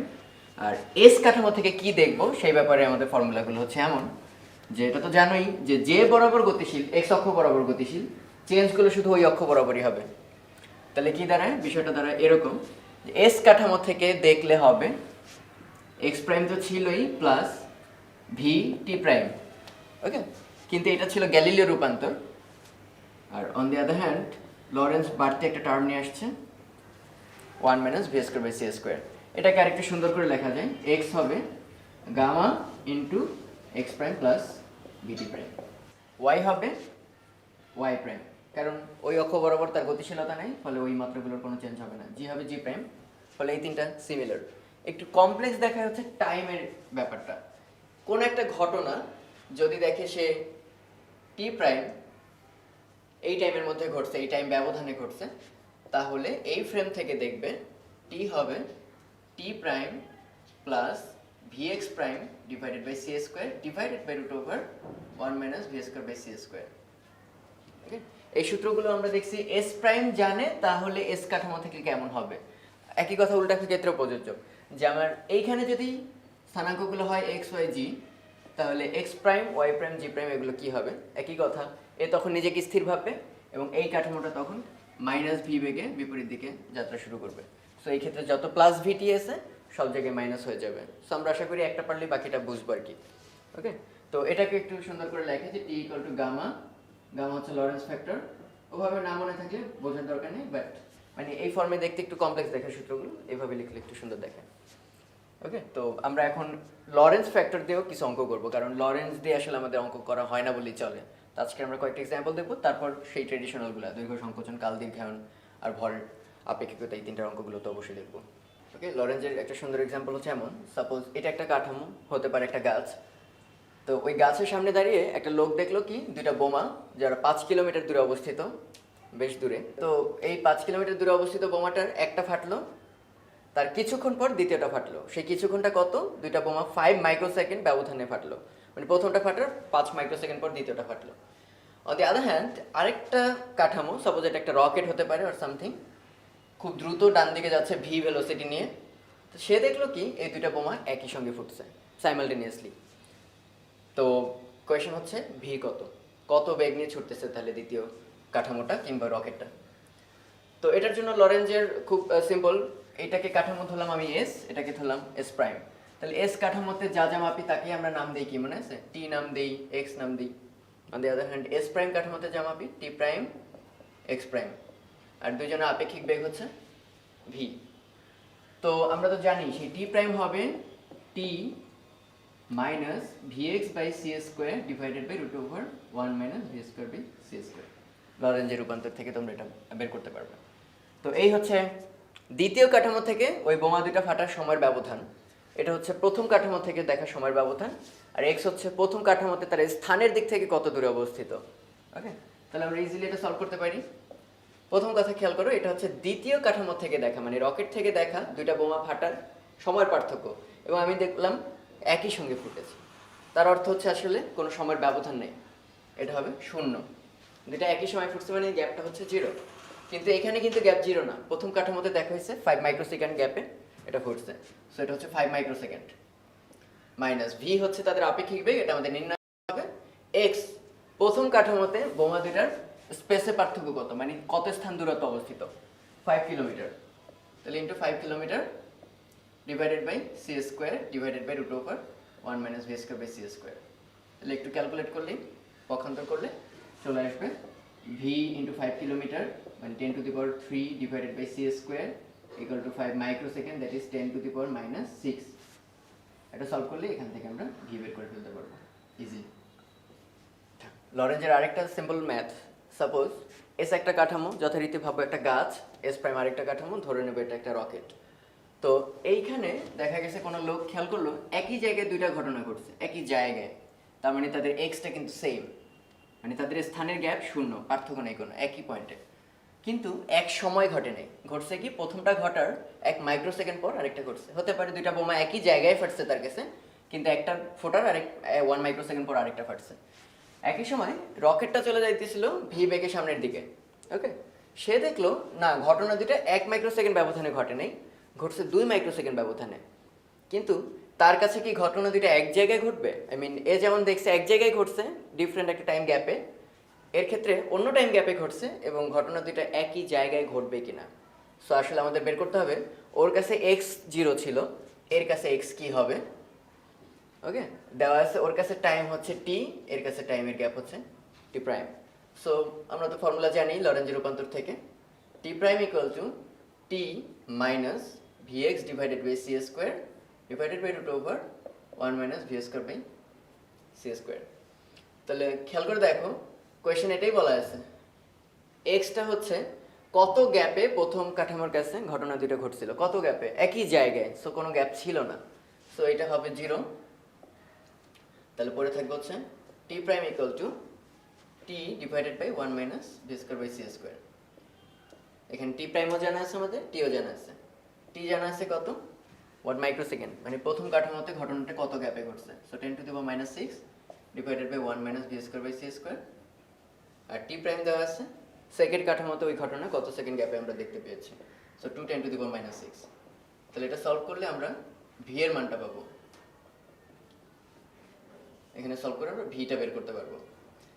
এরপরে কোয়েশ্চেন করছে হচ্ছে এস প্রাইমের কাছে ঘটনা দুইটা কি একই জায়গায় ঘটছে কিনা, দ্যাট ইজ এস প্রাইমের কাছে তাদের মধ্যবর্তী গ্যাপ কত। তো সেটার ফর্মুলা আমরা জানি, এক্স প্রাইম হবে X minus VT divided by root over 1 minus V square by C square. Okay, তাহলে এক্স আমরা জানলাম শুরু থেকেই যে প্রথম ক্ষেত্রে এই ঘটনা দুইটার মধ্যে স্থানিক কোনো গ্যাপ নেই, আর ওখান থেকে আমরা ভি বের করে ফেলতে পারবো।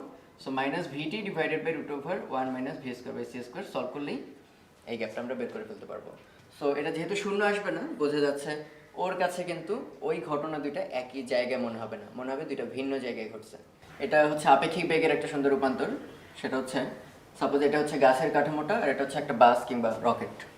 এই গাছ কাঠামো থেকে সেই বাস রকেট যাই হোক সেটা ভি সমবেগে এক্স অক্ষ বরাবর আগে যেতেছে। তো ওই অবস্থায় হ্যাঁ ওই কাঠামোতে দেখতে পাইলাম একটা পাখির বেগ কিংবা একটা বলের বেগ হচ্ছে ইউ প্রাইম, ঠিক আছে, এই কাঠামোতে বসে আমি দেখতে পাইছি ইউ প্রাইম। তাহলে এস কাঠামো কত মাপবে ওই বলটার বেগ, ওই বলটার বেগ ও বলছে হচ্ছে এই কাঠামো বলছে ইউ প্রাইম, ও কত বলবে? কোয়েশ্চেন হচ্ছে এটা U prime plus V divided by 1 plus you prime V divided by C square. মানে আগে এই টার্মটুকু ছিল না গ্যালিলিও রূপান্তরের ক্ষেত্রে, কিন্তু আমরা দেখছি আপেক্ষিকতার ক্ষেত্রে আগের গ্যালিলিও রূপান্তর পুরোপুরি খাটে না। তো এটা আমরা কীভাবে দেখবো? যেহেতু গ্যালিলিওকে কনভার্ট করছে হচ্ছে লরেন্স, মানে আগেরটার থেকে আরও নতুন ভার্সন নিয়ে আসছে, যেটা দেখানো যায় ইজিলি। কীভাবে একটু খেয়াল করে দেখো যে ইউ প্রাইম আসলে তো আমাদের ডিএক্স প্রাইম ডিটি এটাই বের করতে হবে, কারণ স্মরণের হারই হচ্ছে বেগ। তো ডিএক্স প্রাইম ডিটি প্রাইম এগুলো আমরা কোথেকে পাবো? লরেঞ্জের রূপান্তর থেকে আমরা ইজিলি বের করতে পারি। লরেঞ্জের কনভার্সন থেকে আমরা জানি সেই যে মনে করে দেখো এক্স প্রাইম ছিল গামা, গামা সেই যে 1/√1 - v² / c², ইন শর্টে লিখলাম এক্স মাইনাস ভিটি। আর টি প্রাইম ছিল gamma T minus VX divided by c²। Okay, তো এগুলো তো এক একটা পয়েন্ট অফ টাইমের ক্ষেত্রে, তো এগুলো স্প্যান অফ টাইমের ক্ষেত্রেও লেখা যায়। তার অর্থ এটা 3:30 হতে পারে, আবার 3 মিনিট ধরে ঘটছে ঘটনাটা, সেটা হতে পারে। তা আমি যদি সময়ের ব্যবধান বুঝাই তাহলে আমরা এখানে ডিফারেনশিয়াল ফর্মে লিখতে পারি ডিএক্স প্রাইম, তার মানে হচ্ছে দূরত্বের ব্যবধান। ওকে, ডিটি প্রাইম লেখার অর্থ হচ্ছে কতক্ষণ ধরে। তাহলে আমরা এগুলো ডিফারেনশিয়াল ফর্মে লিখতেছি গামা ডিএক্স মাইনাস ভিডিটি, আর এখানে লেখা যায় gamma DT minus V DX divided by c²। Okay, এখন এই দুটো যদি ভাগ দিই তাহলে আমাদের ওই বেগের রাশিমালাটা চলে আসবে DX prime divided by DT prime equal gamma gamma কাটা যাবে DX minus VDT divided by DT minus VDX by c²। Okay, আর DX prime by DT prime এটার নামই আসলে কি? সে যে বেগটা দেখেছে ইউ প্রাইম।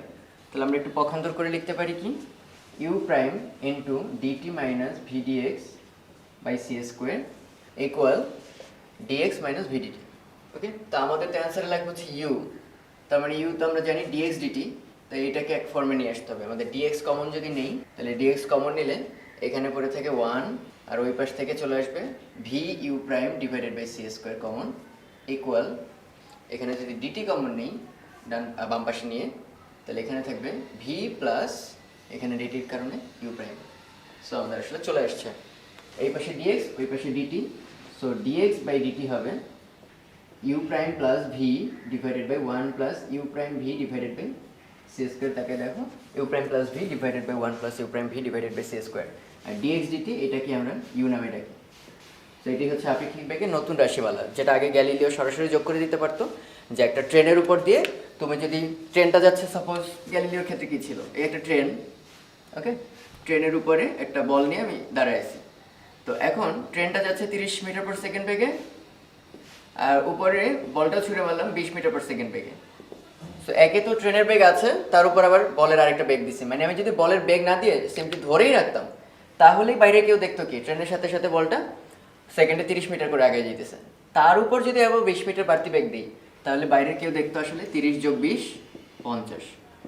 ওকে, কিন্তু যখন এই বলের বদলে এটা আলোর কাছাকাছি কোনো বেগে ছুঁড়ে মারা হবে তখন কিন্তু আসলে এই দুটো যোগ করলে আলোর চেয়ে বেশি বেগ হয়ে যাবে, যেটা আইনস্টাইনের স্বীকার্য মতে সম্ভব না। এই কারণে আমাদের এই নতুন মডিফিকেশনটা দরকার, যেখান থেকে দেখানো যায় যে আসলে আলোর বেগ সবার কাছেই কনস্ট্যান্ট, এবং এমনকি দুইটা ফোটন যদি পরস্পরের দিকে আগায় তাহলেও তাদের বেগ আসলে আলোর বেগের চেয়ে বেশি হবে না, তারা পরস্পরকে আলোর বেগেই দেখবে। তো এই হচ্ছে ব্যাপার। আমরা একটু আগে এটা প্রমাণ করেছিলাম যে একটা কাঠামো ছিল এস, আর আরেকটা কাঠামো সাপোজ সেটা বাস, সেই বাসের ছাদ থেকে কেউ একটা বলকে ছুঁড়ে মারলো এক্স অক্ষে ইউ প্রাইম বেগে, তাহলে এখান থেকে কত দেখবো, গাছ থেকে কত দেখা যাবে যে বেগটা কত হবে, এবং সেটাই আমরা দেখলাম যে u equal to u prime plus V divided by 1 plus you prime v by c²। উল্টাটা যদি হতো যে না এইখানে একটা বল ছুঁড়ে মারলাম যেটার বেগ হচ্ছে ইউ, তাহলে ইউ প্রাইম কত দেখবে। ওকে, আই মিন এইখানে গাছ থেকে যদি কেউ ছুঁড়ে মারে তাহলে বাসওয়ালা কত দেখবে। কোয়াইট সিম্পল, এতক্ষণ ধরে ইউ প্রাইম বা এস প্রাইম কাঠামোটা ডান দিকে ভি বেগে যাচ্ছিল, কিন্তু এস প্রাইমের সাপেক্ষে এই গাছটা কিন্তু বাম দিকে যাচ্ছে, that is minus V. So আমাদের পুরো ফর্মুলাটার জায়গায় ইউ এর জায়গায় আসবে ইউ প্রাইম, ইউ প্রাইমের জায়গায় আসবে ইউ, ওটা আসবে মাইনাস ভি, কারণ ভি এর জায়গায় minus V, 1 minus u v divided by c²। তার মানে সূত্রটা ওই আগের মতোই, এস প্রাইম কাঠামো থেকেও দেখা যাবে, এস কাঠামো থেকেও দেখা যাবে। তো এখান থেকে একটা নতুন কোয়েশ্চেন, যে এখানে যদি বলের বদলে একটা ফোটন ছুঁড়ে মারা হয়, ফোটন আমরা চিনি সে যে আলোর কণা, তো আমরা তো জানি আলোর জন্য আপেক্ষিক বেগ বলে কিছু নেই, মানে আলো যে ফ্রেম থেকে যেভাবেই দেখি না কেন আলোর বেগ সি হতে হবে শূন্যস্থানে। তো এটা আমরা এই সূত্র থেকে দেখাতে পারি কিনা খেয়াল করে দেখো। যদি এক কাঠামোতে দেখি যে আলোর বেগ সি, অন্য কাঠামোতে c plus v, c minus v or etcetera এগুলো হতে পারবে না। অন্য কাঠামোতেও সি দেখতে হবে। এটাই হচ্ছে আইনস্টাইনের দ্বিতীয় স্বীকার্যটা। তো আমাদের এই ফর্মুলাটা তার সঙ্গে সঙ্গতিপূর্ণ কিনা আমরা একটু চেক করি। সেটা কীরকম? ইউ হচ্ছে সে বলের বেগ, তাহলে ইউটা যদি আলোর বেগ হয়, দ্যাট ইজ প্রথম কাঠামো থেকে আমি একটা ফোটন ছুঁড়ে মারছি এবং সেটার বেগ তো আমরা জানি অলরেডি সি, তাহলে দ্বিতীয় কাঠামো বা বাসে বসা কোনো ব্যক্তি সেটাকে কত দেখবে? তাহলে আমরা দেখতে পাচ্ছি ইউ প্রাইম হবে, মানে অন্য কাঠামো থেকে দেখা আলোর বেগ হবে C minus V divided by 1 minus C V divided by C square. Okay, তাহলে এখানে দাঁড়াচ্ছে হচ্ছে C minus V 1 minus V by C. লসাগু করলে আমরা দেখতে পাবো সি মাইনাস ভি, নিচে সি মাইনাস ভি আর উপরে একটা সি গুণ আসবে, সি মাইনাস ভি কাটা, দ্যাট ইজ সি। এবং আমরা কিন্তু এটাই আশা করছিলাম আইনস্টাইনের স্বীকার্য থেকে, যে একজন আলোর বেগ যদি সি দেখে, অন্য কাঠামো যত বেগেই থাকুক, যে দিকেই থাকুক না কেন, অ্যান্সার কিন্তু সি। আচ্ছা, লরেন্জ রূপান্তর আরেকটা অঙ্ক হচ্ছে এরকম। সাপোজ এটা একটা পৃথিবী থেকে একটা রকেট সার্টেন একটা বেগ নিয়ে ছুটে যাচ্ছে। এটা হচ্ছে তাদের মধ্যবর্তী আপেক্ষিক বেগ ভি। তো রকেট পৃথিবী থেকে 4.2 আলোকবর্ষ দূরে একটা তারা আছে। এখন এই রকেটটা সেখানে পৌঁছাতে টাইম লাগে রকেটের মতে, মানে রকেটের ভেতরে কেউ আছে তার মতে টাইম লাগে হচ্ছে 4.25 বছর। তো কোয়েশ্চেন হচ্ছে এই সিচুয়েশন করতে হলে এই রকেটের বেগ কত হইতে হবে? ওকে, তো এটা আমাদের দেখলেই বোঝা যাচ্ছে যে আমি যদি পৃথিবীকে এস কাঠামো ধরি, পৃথিবীর একটা কাঠামোর নাম দিলাম এস কাঠামো, আর তার থেকে গতিশীল কাঠামো রকেট, এটাকে নাম দিলাম এস প্রাইম কাঠামো। তাহলে এখানে সব সিচুয়েশন কিন্তু লরেঞ্জের মতো, যে পৃথিবী থেকে দূরত্ব দেওয়া আছে, তার মানে এক্স দেওয়া আছে, আর রকেটের মাপা দূরত্ব মানে মাপা সময়ের ব্যবধান সেটা দেওয়া আছে টি প্রাইম। ওকে, এটা অলরেডি দেওয়া আছে। তাহলে এদের মধ্যে রিলেট করে আমাদের ভিটা বের করে নিয়ে আসতে হবে। তো প্রথমে আমরা দেখতে পাচ্ছি এস কাঠামো, দ্যাট ইজ পৃথিবী থেকে এক্স যেটা দূরত্বটা, রকেট এই যে তারা থেকে পৃথিবীর দূরত্বটা হচ্ছে ডি, এই দূরত্বটাকে রকেটকে ক্রস করতে হবে। হ্যাঁ, তাতে টাইম লাগবে সাপোজ টি। তাহলে সেই টাইমটা সমান কি লেখা যায়? দূরত্ব অতিক্রম করতে হবে ডি, আর এদের মধ্যে আপেক্ষিক বেগ হচ্ছে ভি। তাহলে এই দূরত্ব ভি বেগ অতিক্রম করতে হলে সময় লাগবে ডি ডিভাইডেড বাই ভি। তো এবার আমরা একটু খেয়াল করে দেখি সেই যে লরেঞ্জের রূপান্তর কি বলে, টি প্রাইম এবং টি এর মধ্যে সম্পর্কটা কি, এবং এক্স প্রাইম আর এক্স এর মধ্যে সম্পর্কটা। তাহলে আমরা এখন দেখবো টি প্রাইম আর টি এর মধ্যে সম্পর্কটা কি। টি প্রাইম আর টি এর সম্পর্কটা ছিল এরকম, T minus V X divided by C square divided by root over 1 minus V square by C square. 1 divided by 1 by এই পুরো জিনিসটার নাম হচ্ছে গামা, আমরা আগে থেকে জানি, লরেন্স ফ্যাক্টর বলে এটাকে। তো জাস্ট সমীকরণগুলো দেখতে সুন্দর হয়। তাহলে gamma times t minus V x by C square. তাহলে এবার আমি একটু বসাই দিই, কারণ টি প্রাইম দেওয়া হচ্ছে 4.25 বছর আর টি দেওয়া আছে ডি বাই ভি। তাহলে এই মানগুলো আমি যদি বসাই, প্রথমে টি এর বদলে ডি বাই ভি লিখলাম, ভি বাই সি স্কোয়ার, আর এক্স এর বদলে আমরা লিখতে পারবো ডি। এক্স এর পরিচয় ছিল সেই তারার দূরত্ব পৃথিবী থেকে বা এস কাঠামো থেকে। তাহলে আমি যদি একটু কমন নেই ডি বাই ভিকে, তাহলে gamma d by v 1 minus d by v common নিলে এখানে আসবে ভি স্কোয়ার বাই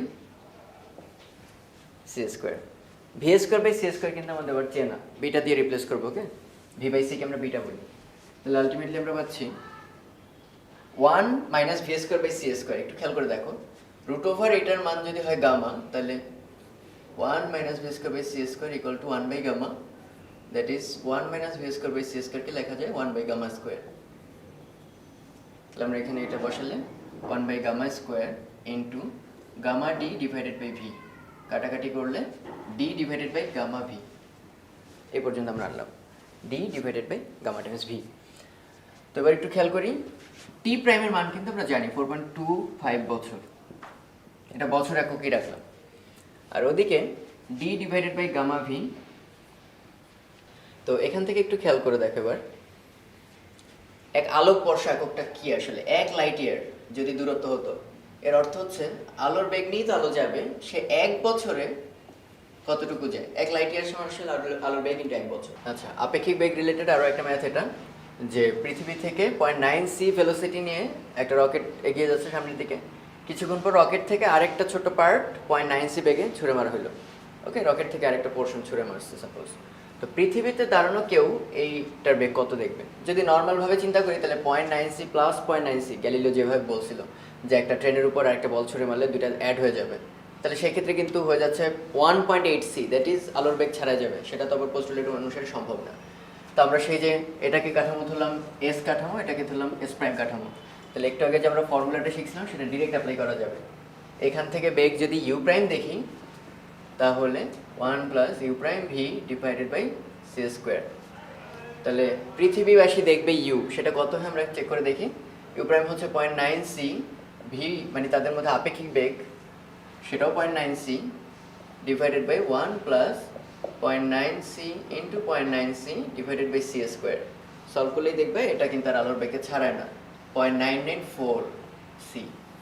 সো এই রিলেটিভিটি ফর্মুলাগুলো আসলে ওই আইনস্টাইনের সূত্র অনুসারেই করা। তো আমরা এবার ছোট ছোট কিছু ডেরিভেশন দেখব। যেমন আমরা নিউটনের সেকেন্ড ল অনুসারে জানতাম কিন্তু f equal to M a. Okay, এটা আসলে নিউটনের সেকেন্ড ল না, লটা ছিল এরকম, f equal to d p d t, that is ভরবেগের পরিবর্তনের হার প্রযুক্ত বলের সমানুপাতিক, আর এসআই ইউনিট এটা সমান। তো আমরা চেক করে এরপর দেখলাম কি যে ডিডিটি অফ এম ভি এর মধ্যে ম্যাস কনস্ট্যান্ট সময়ের সাথে চেঞ্জ হচ্ছে না, ডিভিডিটিকে আমরা ত্বরণ নামে চিনি, অতএব F equal to M A. এই ছিল সেকেন্ড ফর্মুলা ডিরাইভ ফর্মটা। কিন্তু আইনস্টাইনের সমীকরণ অনুসারে এইটাও একটু চেঞ্জ হবে, F equal to M A না থেকে এটার চেয়ার হয়ে যাবে M not a divided by root over 1 minus V square by C square to the power 3। তো এটা কিভাবে হয় তো আমরা এটা একটু দেখে ফেলি। নিউটনের সেকেন্ড ল এখন অ্যাপ্লিকেবল, ডিডিটি অফ পি, এটাই কোনো সমস্যা নেই এখনো। তাহলে এটা সমান কি লেখা যায়, ডিডিটি অফ এম ভি, কিন্তু এম তো টাইম ডিপেন্ডেন্ট রাশিমালা, এটা সমান আমরা সেই যে জানতাম ভরের আপেক্ষিকতা থেকে m not divided by 1 minus V square by C square into v. এর মধ্যে এম নট এই টার্মটা সময়ের সাথে ডিপেন্ডেন্ট না, এম নটকে বাইরে নিয়ে আসলাম, তাহলে পরে থাকলে একটা ডিফারেন্সিয়েশন তোমরা ইজিলি পারবা, v divided by root over 1 minus V square by C square. তাহলে হরলমের ডিফারেন্সিয়েশনের ফর্মটা কেমন ছিল মনে করে দেখো, হরটার স্কোয়ার হবে, এটার স্কোয়ার, হরটা ইনট্যাক্ট থাকবে 1 minus V square by C square, আর লবের ডিফারেন্সিয়েশন হবে, লব ছিল এটা ডিভিডিটি মাইনাস এইটুকু ডিফারেন্সিয়েশন, এতটুকু ডিফারেন্সিয়েশন, যে হরের ডিফারেন্সিয়েশনটা আমরা তো জানি root over 1 minus V square by C square, তাহলে রুট ওভার এক্স এটাকে ডিফারেন্সিয়েট করলে হয় 1/2 রুট এক্স। তাহলে আমাদের এই ক্ষেত্রে হবে 1/2 রুট ওভার এক্স, মনে মনে ধরবো এই পুরো রাশিটাকে 1 minus V square by C square, এটা তো আসলে এক্স না, এটাকে তাই আবার ডিফারেন্সিয়েট করতে হবে। আবার ডিফারেন্সিয়েট করলে কত আসবে, 1 এর জন্য 0 আসবে, মাইনাস 1/সি স্কোয়ার, এটা কনস্ট্যান্ট, আর ভি স্কোয়ারকে করলে আসবে 2v ডিভিডিটি। ওকে, একটু লম্বা ডিফারেন্সিয়েশনটা। তাহলে আমরা যদি একটু শর্ট করি, আবার এম নট বাইরে আসলো প্লাস এই ডিভিডিটি, এইটাকে কিন্তু আমরা এক নামেই চিনি ত্বরণ, তাহলে এই এ ফর্মটা বাইরে আসলো। সো অদ্ভুত হলেও সত্য, f equal to M a complete হয়ে গেছে, কিন্তু এখনো বেশ কিছু রাশিমালা বাকি রয়ে গেছে। তাহলে আমরা কি পাচ্ছি একটু খেয়াল করো, নিচে স্কোয়ার করলে 1 minus V square by C square, এখানে রুট ওভার এত, আর এখানে মাইনাসে মাইনাসে প্লাস হবে, এই টু আর এই টু কাটা যাবে। তাহলে একবারে যদি লিখি তাহলে এটা লসাগু করলে নিচে আসবে root over 1 minus V square by C square, সেই রুট আর এই রুট মিলে 1 minus V square by C square, আর এখানে অলরেডি আছে V square by C square, তাহলে plus V square by C square. তাহলে হরের ডিফারেন্সিয়েশন আর লবটা থাকবে ইনট্যাক্ট।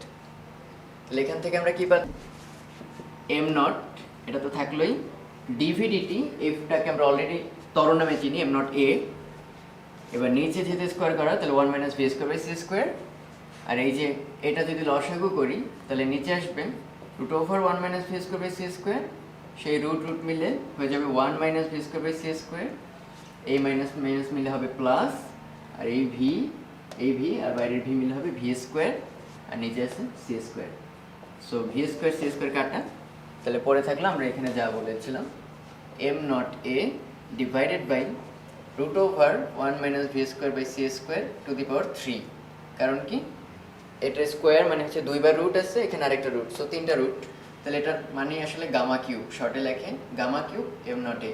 তাহলে আগে যে ফর্মুলাটা আমরা জানতাম f equal to M a কিংবা f equal to m not a, সেটা আজকের থেকে হবে F equal to gamma cube m not a. তার একটা সিম্পল ডেরিভেশন দেখাও যে v much less than c, that is বস্তুর বেগটা যদি আলোর বেগের চেয়ে অনেক কম হয়, সেই ক্ষেত্রে বস্তুর গতিশক্তির যে রিলেটিভিস্টিক ফর্মুলা, মানে আইনস্টাইনের সমীকরণ থেকে যে ফর্মুলা আমরা পেয়েছি সেটা ক্লাসিক্যাল সূত্রকে মেনে চলে। ক্লাসিক্যাল সূত্র কী ছিল? সেই যে গতিশক্তি সমান আমরা সেই যে শুরু থেকেই জানতাম হাফ এফ ভি স্কোয়ার, সেই ফর্মুলা মেনে চলবে। ওকে, আর রিলেটিভিস্টিক ফর্মুলা কি জানতাম? টোটাল এনার্জি, বস্তু total energy E equal to M C square. এর মধ্যে দুইটা পার্ট ছিল টোটাল এনার্জির, একটা ছিল স্থিতিশক্তি এম নট সি স্কোয়ার, আর একটা ছিল গতিশক্তি কে, সেটা সমান হবে টোটাল এম সি স্কোয়ার। তাহলে kinetic energy K equal to হবে M C square minus M nought C square.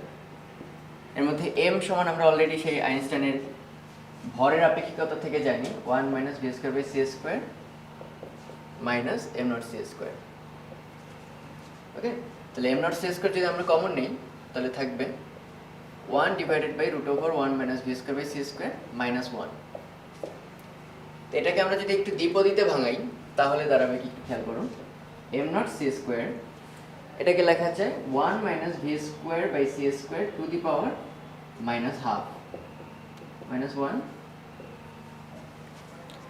তাহলে এটাকে আমরা মনে মনে এভাবে ভাবি 1 plus x to the power n, তাহলে ভাঙলে সেই যে 1 plus n x n plus n minus 1 divided by factorial two x square, সেই যে দ্বিপদী টার্মগুলো সেগুলো আমরা এখন ভেঙে এখানে লিখি।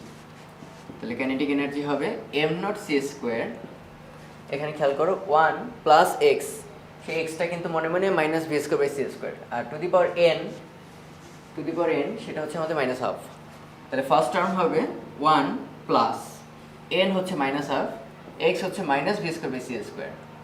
এরপরে আরও অনেক টার্ম নেওয়া যায়, কিন্তু সেগুলো নিতে হবে না। কেন নিতে হবে না আমি এখনই বলতেছি।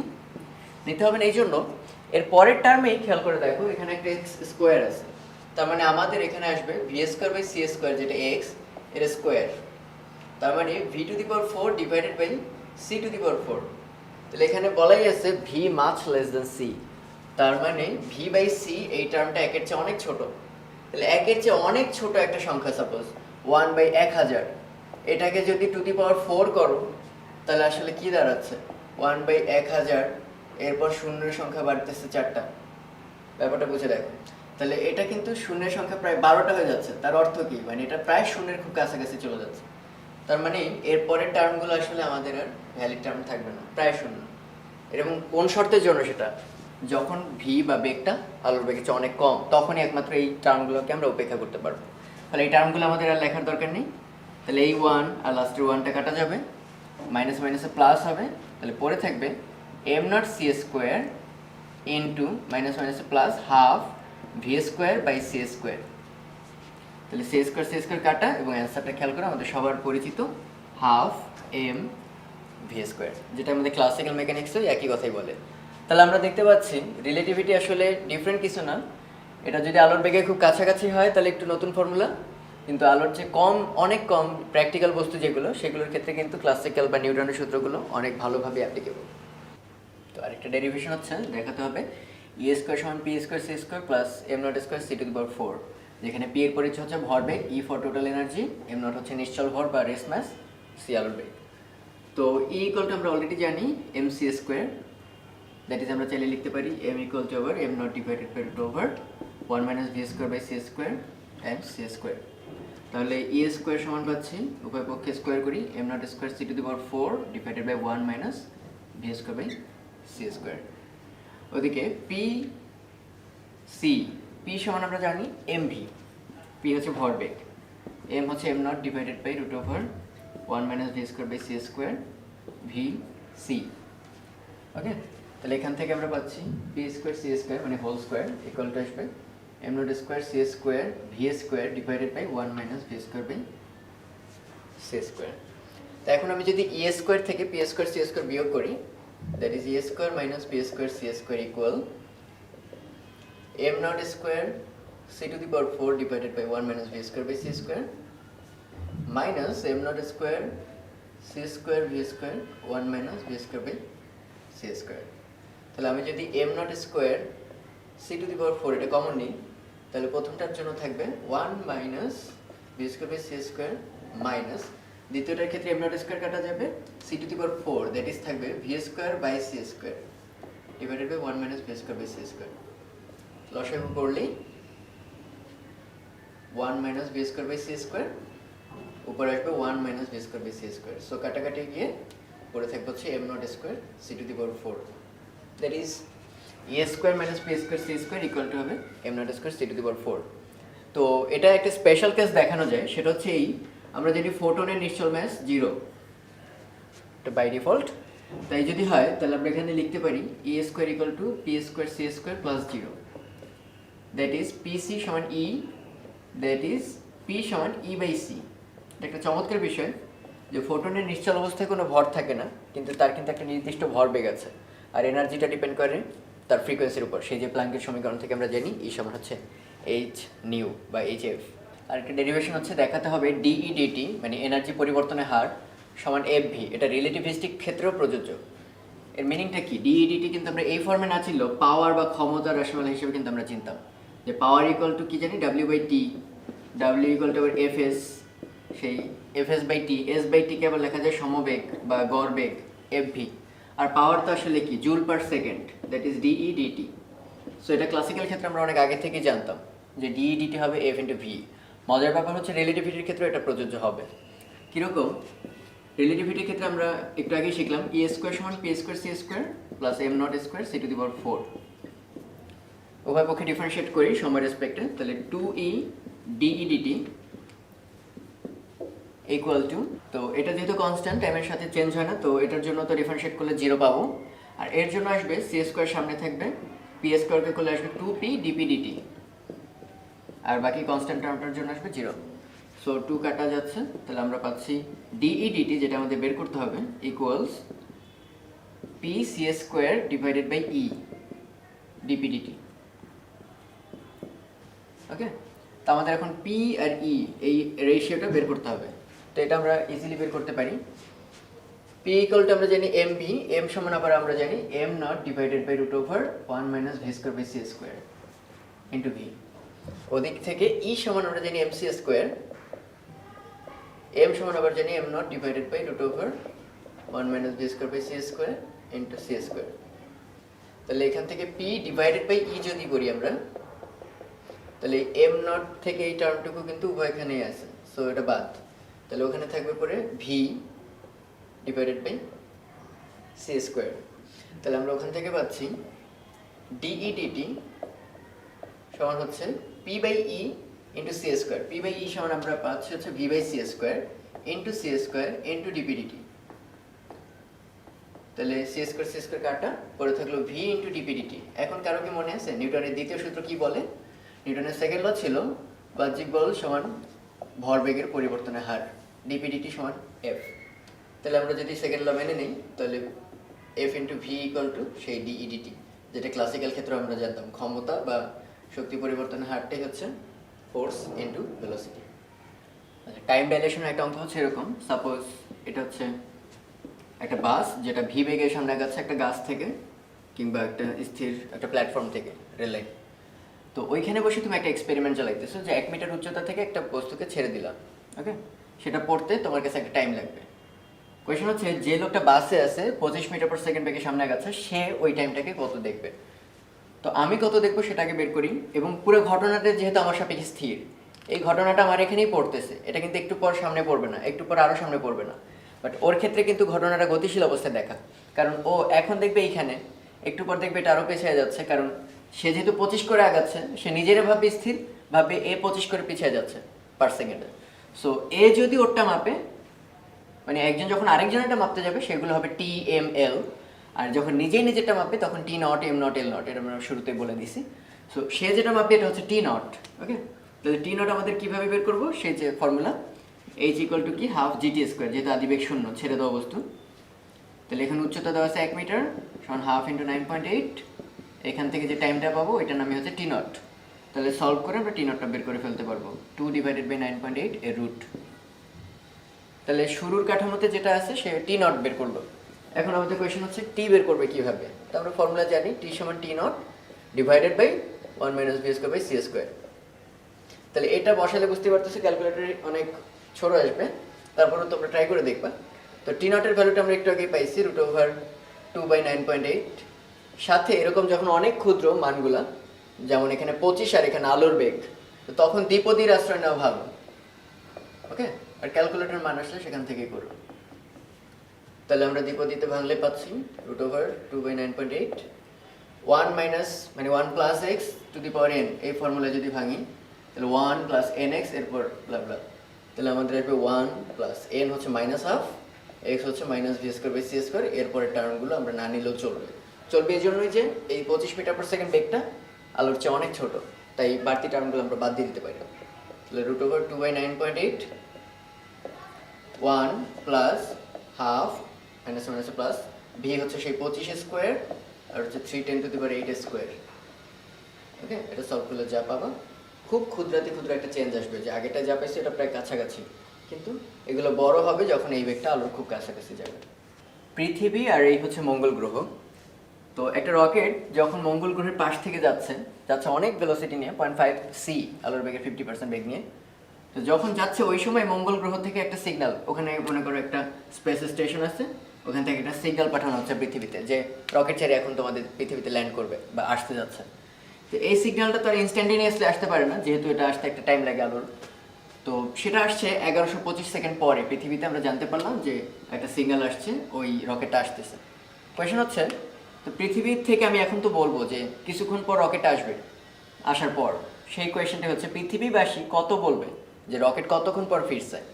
আর রকেট চারিকে যদি জিজ্ঞেস করি, রকেটকেই ফোন দিয়ে যদি জিজ্ঞেস করি তুমি কতক্ষণ পর ফিরছো, সে কত বলবে এবং দুজন সেম বলবে কিনা।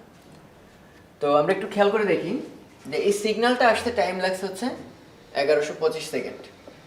ওকে, তাহলে এটাকে যদি আমি আলোর বেগ দিয়ে গুণ করি, তার অর্থ কি আলো 1 সেকেন্ডে যায় সি, 1125 সেকেন্ডে যায় এই দূরত্ব।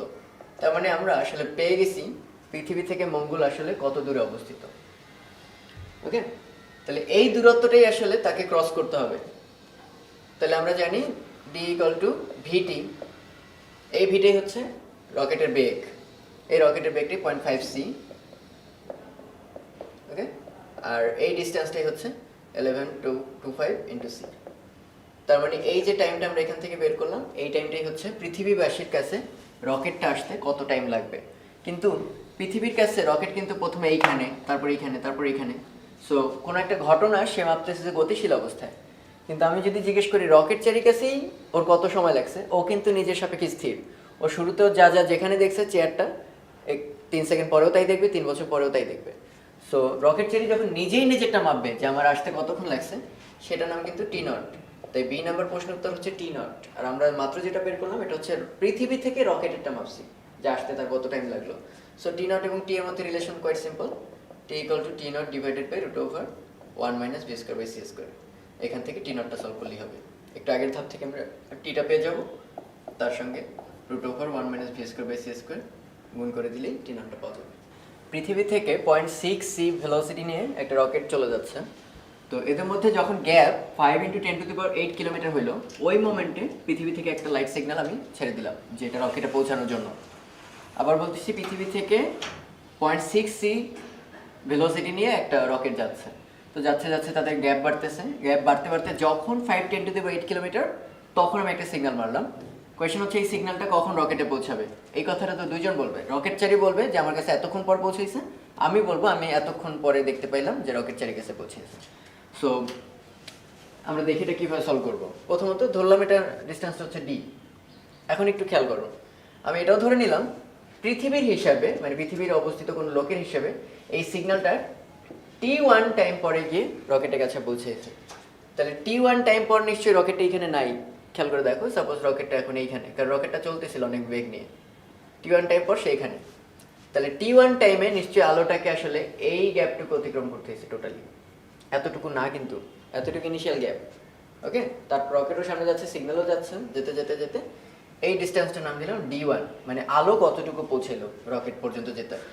সেই ডিস্টেন্স D1 সমান কত হবে, আলোর বেগ ইন্টু টাইম লাগছে T1, কোয়াইট ইজি। আবার সেই একই দূরত্বটাকে লিখতে পারি কি, খেয়াল করে দেখো, অলরেডি ছিল কিন্তু ডি। ওকে, আর ওই T1 টাইমের মধ্যে এটা কিন্তু ভি বেগ নিয়ে সামনের দিকে যাচ্ছিল রকেটটা। তাহলে ভি বেগ নিয়ে T1 টাইমে কতটুকু যাওয়া যায়, VT1। তাহলে এই দূরত্বটা আসলে একই, রকেট যতটুকু গেছে ততটুকু দূরত্বই আসলে সিগন্যালটাকে পৌঁছে দিয়েছে। তাহলে আমরা এখান থেকে ইজিলি লিখতে পারি T1 কমন নিলে C minus v equal to d. অতএব এখান থেকে লিখতে পারি T1 equal to D divided by C minus v. সবকটা ভ্যালু আমাদের জানা আছে, এখান থেকে T1টা বের করা যাবে। কোয়েশ্চেন হচ্ছে T1টা কার হিসেবে? পৃথিবীবাসী নিজের সিগন্যাল নিজেই দেখছে, সো তার সাপেক্ষে ঘটনাটি স্থির, সো সে কিন্তু আসলে T0 দেখছে। ওকে, আর রকেট চারি যখন দেখবে সে কিন্তু একটা গতিশীল অবস্থায় আছে, মানে তার সাপেক্ষে সিগন্যালটা গতিশীল। গতিশীল মানে এই তার দিকে আসতেছে সেটা না, এখানে সিগন্যাল প্রেরণ করাটা হচ্ছে আসলে ঘটনাটা, সেই ঘটনাটা পৃথিবীবাসীর কাছেই ঘটছে। ওকে, তাই তার জন্য T0। আর যেটা রকেট চারি দেখবে সে ধীরে ধীরে পৃথিবী থেকে দূরে সরে যাচ্ছে, তাহলে সে দেখবে T0 divided by 1 minus v square by c square.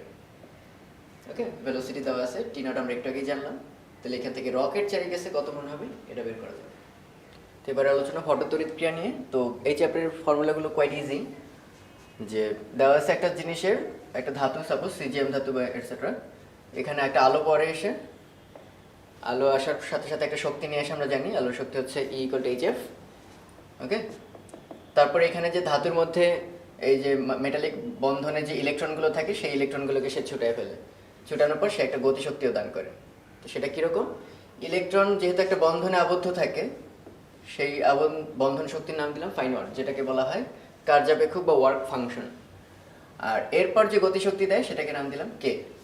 ওকে, তার অর্থ এই আপতিত আলোর শক্তি দুইটা কাজে ব্যয় হয়েছে। প্রথমত ইলেকট্রনকে ছুটায়, ছুটানোর পর যেটুকু শক্তি অবশিষ্ট থাকে তা দিয়ে গতিশক্তি দান করে, সে দ্রুত দৌড়াতে থাকে। তাহলে আমাদের ফর্মুলায়, আমাদের কোয়েশনে বলা আছে ল্যামডা নট দেওয়া আছে, এফ নট সরাসরি দেওয়া নেই। ল্যামডা নট কোন কাজে লাগবে আমাদের? কোনো মতে ছুটাতে যে শক্তিটা লাগে সেটার নামই হচ্ছে ফাই নট বা কার্যাপেক্ষক, সেটা সময় লেখা যায় H F nought. Okay, F নটকে আবার কি লেখা যায়? C by lambda nought. তাহলে সি হচ্ছে আলোর বেগ, এইচ হচ্ছে কনস্ট্যান্ট প্ল্যাঙ্কের, ল্যামডা নট গিভেন। তাহলে আমরা আসলে এখান থেকে ফাই নটটা বের করতে পারবো। এরপরে হচ্ছে 1800 অ্যাংস্ট্রম যদি আলো এসে পড়ে এত ল্যামডার, তাহলে সেক্ষেত্রে কাইনেটিক এনার্জিটা কত হবে? তাহলে এটা আমরা ইজিলি বলতে পারি, টোটাল এনার্জি সমান হচ্ছে phi not plus kinetic energy. তাহলে টোটাল এনার্জি সমান কি? এইচ এফ, এটা সমান একটু আগে আমরা বের করলাম, H F nought plus kinetic energy maximum. H এফটাকে লেখা যায় সি বাই ল্যামডা, এই ল্যামডা গিভেন 1800 অ্যাংস্ট্রম, মিটারে নিয়ে নিবা। এটা হচ্ছে সি বাই ল্যামডা নট, সেটাও নটটাও গিভেন, এখান থেকে নট আর ল্যামডার ভ্যালুটা যখন ইনপুট দিবা কে ম্যাক্সটার মান বের করা যাবে ইজিলি। ওকে, মানে ম্যাক্সিমাম ফর্মুলাগুলো এরকমই এই চ্যাপ্টারে। তো এটা মনে করো একটা আপতিত আলো যার শক্তি হচ্ছে 4.9 ইলেকট্রোভোল্ট, আর যে ধাতুর উপর পড়ছে তার কার্যাপেক্ষক হচ্ছে 4.5 ইলেকট্রোভোল্ট। তো এইটা যেহেতু আলো একটা পার্টিকেলের মধ্যে অ্যাটিটিউড করবে, ফটোতড়িৎক্রিয়া মানে এটা আলোর তরঙ্গ ধর্ম না, কণা ধর্ম।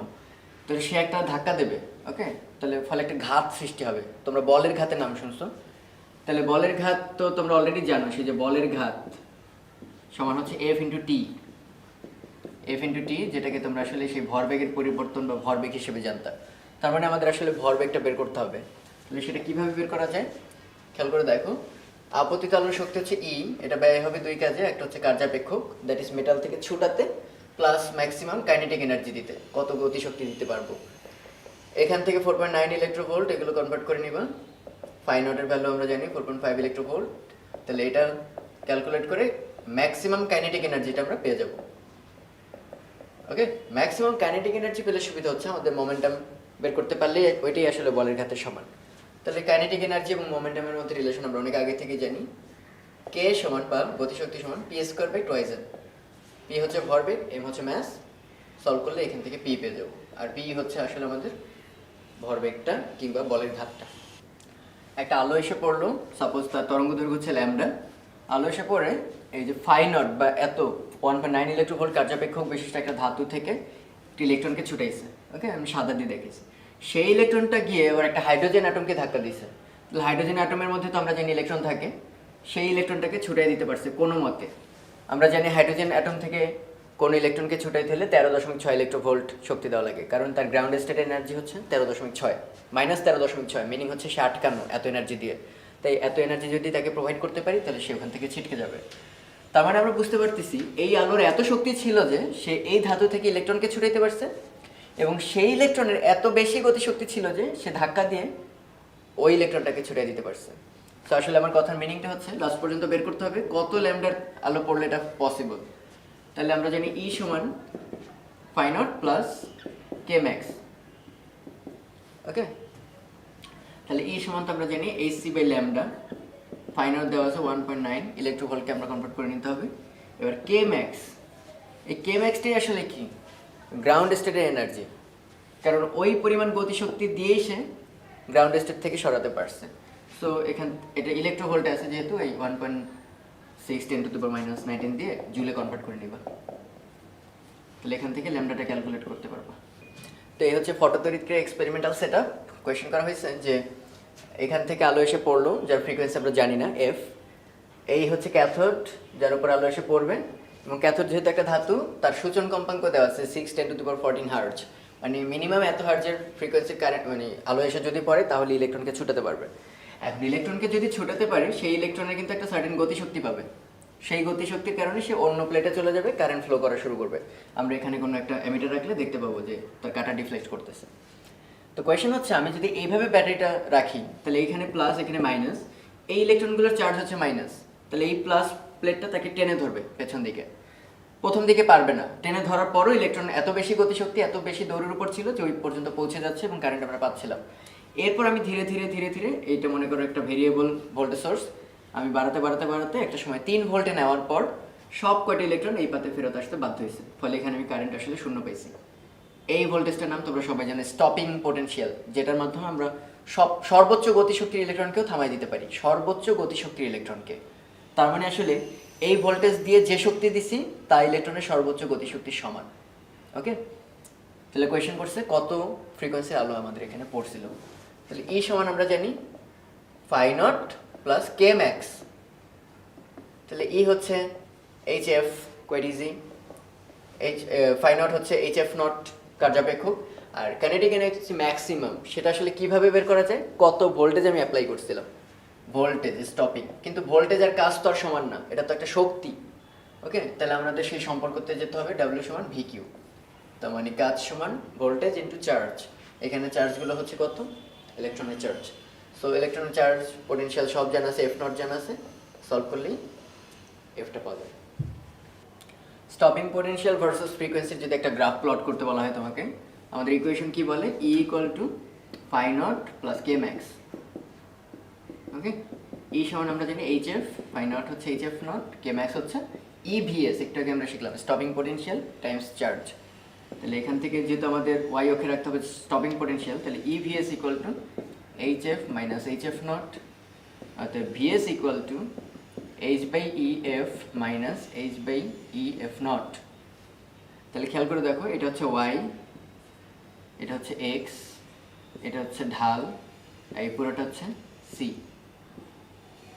তাহলে সিচুয়েশনটা কি দাঁড়ালো, y equal to M x minus c. তার মানে গ্রাফটা একটা স্ট্রেট লাইন, ওকে, যার ঢালটা পজিটিভ কিন্তু কাটবে ওয়াই অক্ষকে নেগেটিভ অ্যাক্সিসে।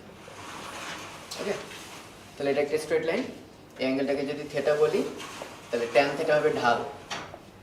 তাহলে আমাদের কোয়েশন অনুসারে ঢাল হচ্ছে এইচ বাই ই, আর কাটবে কত দূরে গিয়ে, এটাই হচ্ছে আমাদের সি, ওয়াই অক্ষকে কত দূরে কাটে সেটা হচ্ছে H by E F nought. Okay, আর পুরো গ্রাফটা দেখতেই পাচ্ছি Y equal to M x minus C কিংবা Y equal to M X plus C. তার মানে এটা একটা স্ট্রেট লাইন, ওয়াই অক্ষে থাকবে হচ্ছে আমাদের স্টপিং পোটেনশিয়াল, আর এখানে থাকবে হচ্ছে এফ, আর এই সেই বিখ্যাত পয়েন্ট এফ নট। তাহলে আমরা দেখতে পাচ্ছি সূচন কম্পাঙ্কের আগ পর্যন্ত, এখানে খেয়াল করে দেখো সূচন কম্পাঙ্ক যেই শুরু হলো এরপর থেকে হচ্ছে যত ফ্রিকোয়েন্সি বাড়াতে থাকবে স্টপিং পোটেনশিয়াল তত বাড়তে থাকবে। কারণ খুব সিম্পল, ফ্রিকোয়েন্সি যত বাড়বে আপতিতলের এনার্জি তত বাড়বে, তাকে থামাইতে তত বেশি ভোল্টেজ আমাদের অ্যাপ্লাই করতে হবে। তো আমরা অনেকেই বইয়ে জানতে পারছি যে ফটোতড়িৎক্রিয়া তো ক্লাসিক্যাল মেকানিক্স আসলে মানে না। ফটোতড়িৎক্রিয়ার মাধ্যমে আমরা প্রথম জানতে পারলাম যে ফোটন যখন ইলেকট্রনকে আঘাত করে অনেকটা পার্টিকেলের মতো অ্যাটিটিউড করে। কীরকম, একটা বল যেমন আরেকটা বলকে হিট করার সময় সাথে সাথে মোমেন্টাম ট্রান্সফার করে দেয়, যে হিট করার সাথে সাথে বা কোলাইড করার সাথে সাথে অন্য ডিরেকশনে পাঠিয়ে দেয়, একইভাবে এরাও কোনো টাইম নেয় না। ফোটন পরে তো ইলেকট্রন ছুটে যায় বা ইলেকট্রনের বেগ চেঞ্জ হয়ে যায়।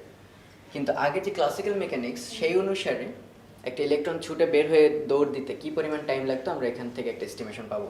এই জন্য অঙ্কটা বেশ স্পেশাল। কোয়েশন করছে এরকম আলো পড়ছে যার তীব্রতা হচ্ছে 10⁻⁵ watt per metre square. Watt তো আমরা বুঝি জুল পার সেকেন্ড, প্রতি সেকেন্ডে পড়তেছে প্রতি একক ক্ষেত্রফলে। আর এই যে সারফেসটা ধাতুর, সেই সারফেসের ক্ষেত্রফল হচ্ছে 2 সেন্টিমিটার স্কোয়ার। এটার কার্যাপেক্ষক হচ্ছে 2 ইলেকট্রোভোল্ট। আর আমরা ধরে নিচ্ছি যে আলোগুলো পড়তেছে তার প্রথম 5টা স্তরের মধ্যেই সব আলো শোষণ হবে। ওকে, তো কোয়েশ্চেন হচ্ছে একটা ইলেকট্রন ছুটতে হলে কি পরিমাণ সময় লাগবে, মানে ঘটনাটা কি তাৎক্ষণিক হয় কিনা ক্লাসিক্যাল মেকানিক্স অনুসারে। তো আমরা এস্টিমেট করে নেব যে এখানে এক একটা পরমাণু, সেই পরমাণুর জায়গা বা ক্ষেত্রফল খুবই সামান্য, তোমরা অনেকে জানো বোধহয় 10⁻20 মিটার স্কোয়ারের মতো। অনেকটা এস্টিমেশন করাও যায়। সাপোজ বৃত্তাকার যদি ধরো, আমরা তো সেই এক একটার ব্যাসার্ধ জানতাম 10⁻10 এর মতো। সো আলটিমেটলি এটা খুব ক্লোজ এস্টিমেট, 10⁻20 বর্গমিটার, কারণ এটা হচ্ছে এক একটা পরমাণুর ব্যাসার্ধ 12। এটা যদি একটা পরমাণুর ক্ষেত্রফল হয়, তাহলে আমি বলতে পারি 10⁻20 বর্গমিটার এলাকায় থাকে একটা অ্যাটম। ওকে, আর আমাদের এখানে ক্ষেত্রফল কত? 2 সেন্টিমিটার স্কোয়ার। তো 2 সেন্টিমিটার মানে 2 10⁻4 মিটার স্কোয়ার।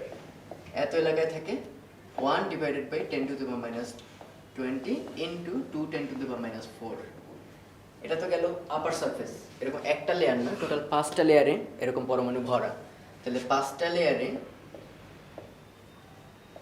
লেয়ারে মোট অ্যাটম এই সংখ্যাটা ইন্টু 5, এবং এটা দেখতে পাবো প্রায় 10⁻17টা। ওকে, এখন একটু খেয়াল করে দেখো, এই আলোগুলো পড়তেছে কি প্রতি সেকেন্ডে প্রতি বর্গমিটার এলাকায়। তাহলে আমরা বলতে পারি এই সেই 10⁻17টা অ্যাটম পার সেকেন্ডে, ওকে, কি পরিমাণ ক্ষমতা নিচ্ছে খেয়াল করে দেখো। 10⁻5 ওয়াট পার মিটার স্কোয়ার, মানে প্রতি একক ক্ষেত্রফলে। কিন্তু এরকম ক্ষেত্রফল আছে 2 সেন্টিমিটার স্কোয়ার করে, তাহলে ইন্টু 2 10⁻4 এত জুল। ওকে, প্রতি সেকেন্ডে যেহেতু বলেই ফেলছে, আর ওয়াট বলা যাবে না, তাহলে প্রতি সেকেন্ডে এতখানি শক্তি নিচ্ছে। তাহলে এরকম প্রত্যেকটা অ্যাটম, কারণ এক একটা অ্যাটম যদি ওই পরিমাণ শক্তি পায় তাহলে ইলেকট্রনগুলো ছুটবে। আমরা ধরে নিতেছি প্রত্যেক অ্যাটম থেকে একটা মাত্র ইলেকট্রন তড়িৎ পরিবহনে হেল্প করবে বা বাইরে চলে যাবে। তাহলে আমাদের এতগুলো অ্যাটম পার সেকেন্ডে শক্তি নেয় এত জুল, অর্থাৎ একটা অ্যাটম পার সেকেন্ডে শক্তি নেয় 10⁻5 2 10⁻4 ডিভাইডেড বাই 10⁻17 এত জুল। ওকে, এবার একটু খেয়াল করে দেখো, আমাদের ছুটতে হলে শক্তি লাগবে কত আসলে? 2 ইলেকট্রোভোল্ট। 2 ইলেকট্রোভোল্ট মানে হচ্ছে 2 10⁻19 এত জুল শক্তি আমাকে লাগবে প্রত্যেকটা অ্যাটমকে। তাহলে আমি দাবি করতে পারি এই যে এত জুল, এই এত জুল শক্তি নিচ্ছে 1 সেকেন্ডে প্রত্যেকটা অ্যাটম। তাহলে 2 10⁻19 জুল শক্তি নেবে, তোমরা হিসাব করে পেয়ে যাবা 1 ডিভাইডেড বাই ওই সংখ্যাটা ইন্টু 2 10⁻19। এবং আশ্চর্য হলো সত্যি, এটা আসবে প্রায় 6 মাসের মতো। মানে জাস্ট অঙ্কটা এই জন্যই দেখানো যে ক্লাসিক্যাল মেকানিক্স অনুসারে নর্মাল তীব্রতার আলো যদি পড়ে, সেই ক্ষেত্রে একটা সিঙ্গেল অ্যাটম থেকে ইলেকট্রন ছুটতে এত সময় লাগবে, যেতে ইকুয়ালি ডিস্ট্রিবিউট করবে তাৎক্ষণিক। কারণ তারা ওয়েভ শক্তি দিতে যত টাইম লাগে সেরকম করে বিবেচনা করতো। এই কখনোই তার আলোকে বলের মতো বিবেচনা করেনি বা পার্টিকেলের মতো বিবেচনা করেনি। এইখানে ওই যে ভরবেগের রিলেশনগুলো তখন তারা বের করতে পারেনি এবং অসামঞ্জস্য দেখা দিচ্ছিল।